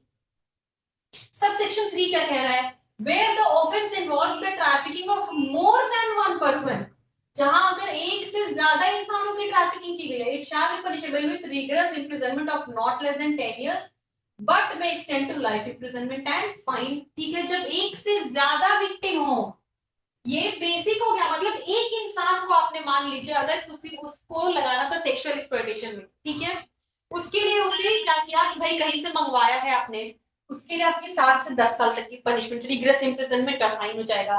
विक्टिम अगर आपकी ट्रैफिकिंग के एक से ज्यादा है तो क्या हो जाएगा, 10 साल तक की मिनिमम इम्प्रिजनमेंट और साथ में क्या लाइफ इम्प्रिजनमेंट मैक्सिमम हो सकता है, साथ ही साथ फाइन।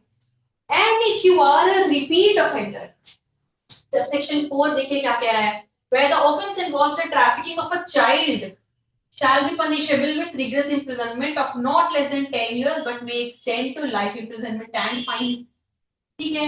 यहाँ पे क्या कह रहा है, सबसेक्शन 4 कह रहा है कि और ट्रैफिकिंग अगर किसी बच्चे की गई है, तो भी कम से कम 10 साल तक की इम्प्रिजनमेंट, जो कि लाइफ इम्प्रिजनमेंट तक हो सकता है, और साथ ही साथ फाइन।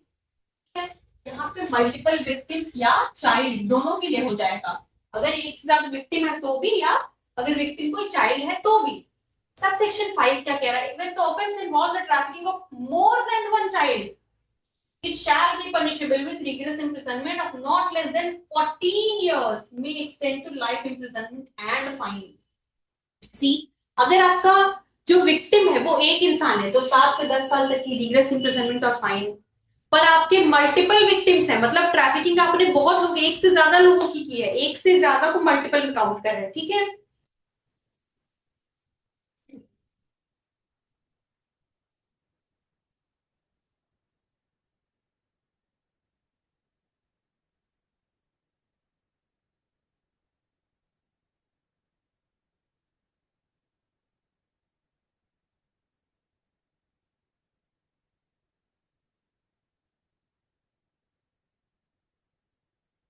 अगर ट्रैफिकिंग एक से ज्यादा लोगों की है, मतलब आपके विक्टिम एक से ज्यादा है आपके ऑफेंस के, या आपका जो विक्टिम है वो एक चाइल्ड है, अगर चाइल्ड एक भी हो या विक्टिम एक से ज्यादा हो, मतलब अगर एक 18 से ज्यादा है तो एक से ज्यादा विक्टिम, या अगर कोई चाइल्ड है तो एक भी, तो पनिशमेंट कितनी हो जाएगी? 10 साल तक की इम्प्रिजनमेंट, जो कि 10 साल की मिनिमम इम्प्रिजनमेंट, जो कि लाइफ इम्प्रिजनमेंट तक हो सकती है, या और साथ ही फाइन, ठीक है। और इसके बाद क्या कह रहा है? सब सेक्शन 6 कहता है कि अगर जो ट्रैफिकिंग का विक्टिम है वो, subsection 5 sorry, offence involve the trafficking of more than one child, एक से ज्यादा बच्चे की ट्रैफिकिंग की है, तब पनिशेबल कम से कम 14 साल, जो कि लाइफ इम्प्रिजनमेंट तक हो सकती है, और फाइन।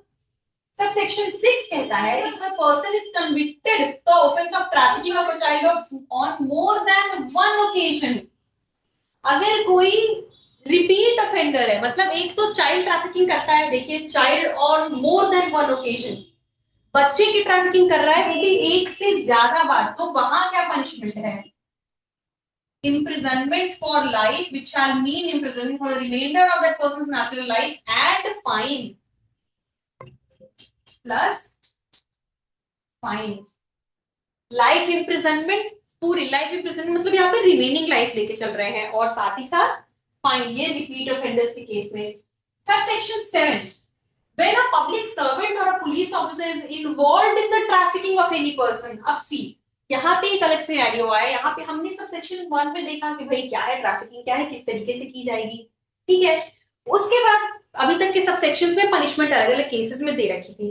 सबसेक्शन 7 एक अलग सिनेरियो की बात करता है। सबसेक्शन 7 क्या कह रहा है कि अब इस ट्रैफिकिंग में अगर कोई पब्लिक सर्वेंट या पुलिस ऑफिसर इन्वॉल्व है, उसकी इन्वॉल्वमेंट है, तब क्या है? सच पब्लिक सर्वेंट और police officer shall be punished with imprisonment for life, which shall mean imprisonment for remainder of that person's natural life and fine।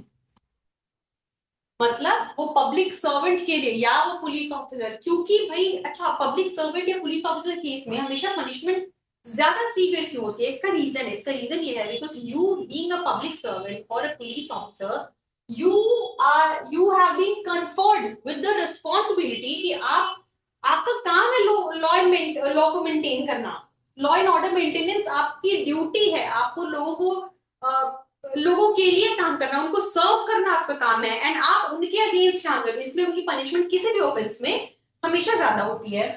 तो ये सेक्शन ये कह रहा है कि अगर कोई पब्लिक सर्वेंट या पुलिस ऑफिसर ट्रैफिकिंग में इन्वॉल्व है तो उनकी पनिशमेंट कितनी हो जाएगी?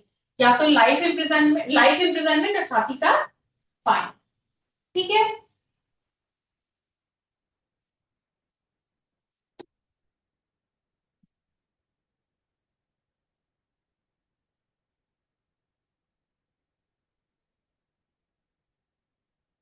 सेक्शन 144, 144 देखिए क्या कहता है, exploitation of a trafficked person. अब मतलब ट्रैफिक्ड पर्सन है, मतलब ह्यूमन ट्रैफिकिंग तो की जा चुकी है उसकी, यानी उसे किसी चीज में ऑलरेडी लगाया जा चुका है, अब उसका एक्सप्लॉइटेशन हो रहा है। Exploitation of a trafficked person, traffic person क्या मतलब है? ट्रैफिकिंग से उसे एक जगह दूसरी जगह वो ऑलरेडी ट्रैफिक हो चुका है, अब उसके बाद उसके एक्सप्लॉइटेशन के बारे में, whoever knowingly or having reason to believe that a child has been trafficked, अगर जिसे पता है, जानकारी है कि भाई जो बच्चा, that a child has been trafficked, एक बच्चे की ट्रैफिकिंग हुई है, engages a child for sexual exploitation, उस बच्चे को वो सेक्सुअल एक्सप्लॉयटेशन में लगाता है, उसे पता है कि उस बच्चे को ट्रैफिक करके लेके आया गया है, ट्रैफिक किया गया उस बच्चे का, उसके बाद उसे वो सेक्सुअल एक्सप्लॉयटेशन में लगाता है। वहां पे क्या पनिशमेंट है? Rigorous imprisonment of not less than 5 years may extending to 10 years and fine. ठीक है, दूसरा क्या कह रहा है? Whoever knowingly or having reason to believe that a person has been trafficked engages such person in sexual exploitation in any manner shall be punished with rigorous imprisonment of not less than 3 years extending to 7 years and fine। देखिए 1 और 2 दो sub section है, क्या कह रहे हैं? Sub section 1 और 2 एक ही बात कह रहा है कि किसी को ट्रैफिक किया गया है, कोई इंसान है जो ऑफेंडर है, उसे इस बात की जानकारी है कि वो जिस इंसान को ट्रैफिकिंग में लगा रहा है, वो जिस इंसान को एक्सप्लॉयटेशन में, सेक्सुअल एक्सप्लॉयटेशन में लगा रहा है, उसे ट्रैफिक किया गया है, उसके बाद भी वो उसे सेक्सुअल एक्सप्लॉयटेशन में लगाता है, मतलब having the knowledge that the victim that such person has been trafficked, उसे वो सेक्सुअल एक्सप्लॉयटेशन में लगाता है, तो इस सेक्शन के अंदर उसकी लायबिलिटी है। लेकिन डिफरेंस क्या है सब सेक्शन 1 और 2 में? डिफरेंस ये है कि सब सेक्शन 1 में we are talking specifically about a child, the victim is a child. अगर 144 के सब सेक्शन 1 में कह रहा है कि जब किसी बच्चे को अगर जानकारी है कि भाई ट्रैफिक किया गया तो उसे सेक्सुअल एक्सप्लॉयटेशन में लगाया गया, so the victim here is a child. लेकिन सब सेक्शन 2 में the victim is not a child. देखिए यहाँ पे एनी पर्सन लिखा है, कोई भी इंसान, मतलब नॉट अ चाइल्ड, हम माइनर की बात नहीं करें, अबव 18। सबसेक्शन 1 जो है वो बिलो 18 की बात कर रहा है, सबसेक्शन 2 अबव 18 के बाद कोई भी ईयर उसे वो अगर सेक्सुअल एक्सप्लॉयटेशन में लगाता है तो इस सेक्शन के अंदर लायबिलिटी उसकी बनती है। ठीक है,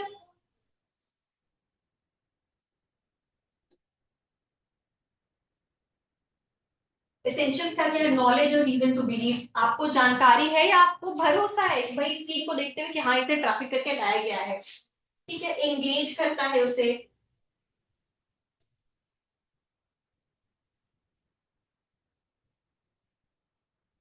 देखिए पनिशमेंट माइनर के केस में सीवियरिटी इन पनिशमेंट, स्ट्रिक्ट लायबिलिटी। अब दूसरा है बात करता मेजर का।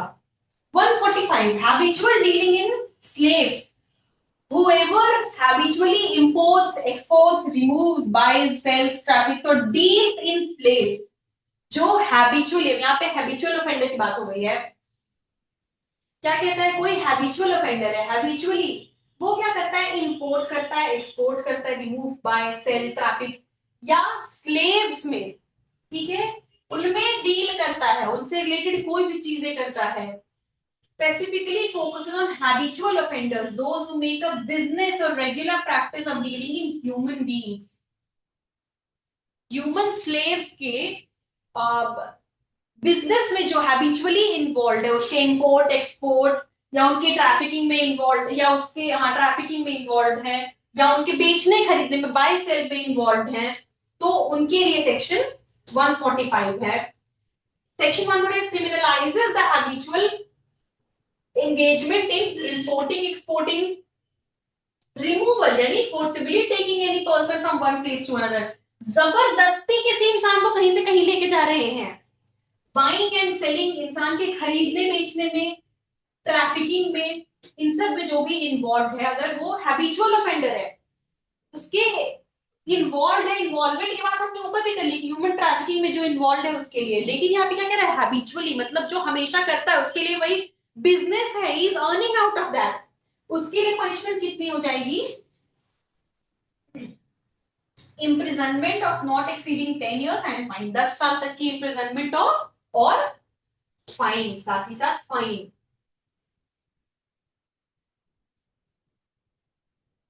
पनिशमेंट इम्प्रिजनमेंट फॉर लाइफ, और या तो 10 साल या तो लाइफ इम्प्रिजनमेंट है, या फिर 10 साल तक की इम्प्रिजनमेंट और फाइन।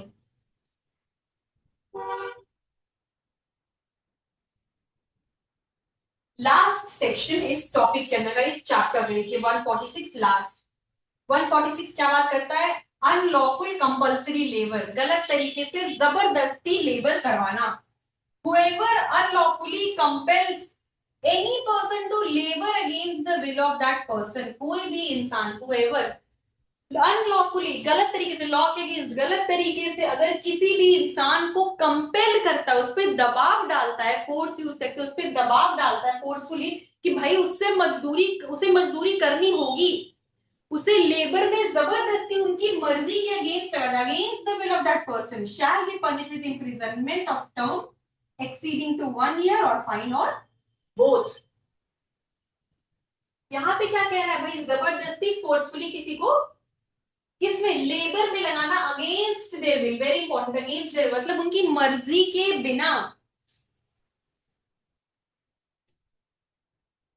1 साल तक की इम्प्रिजनमेंट और साथ में या तो फाइन या फिर दोनों।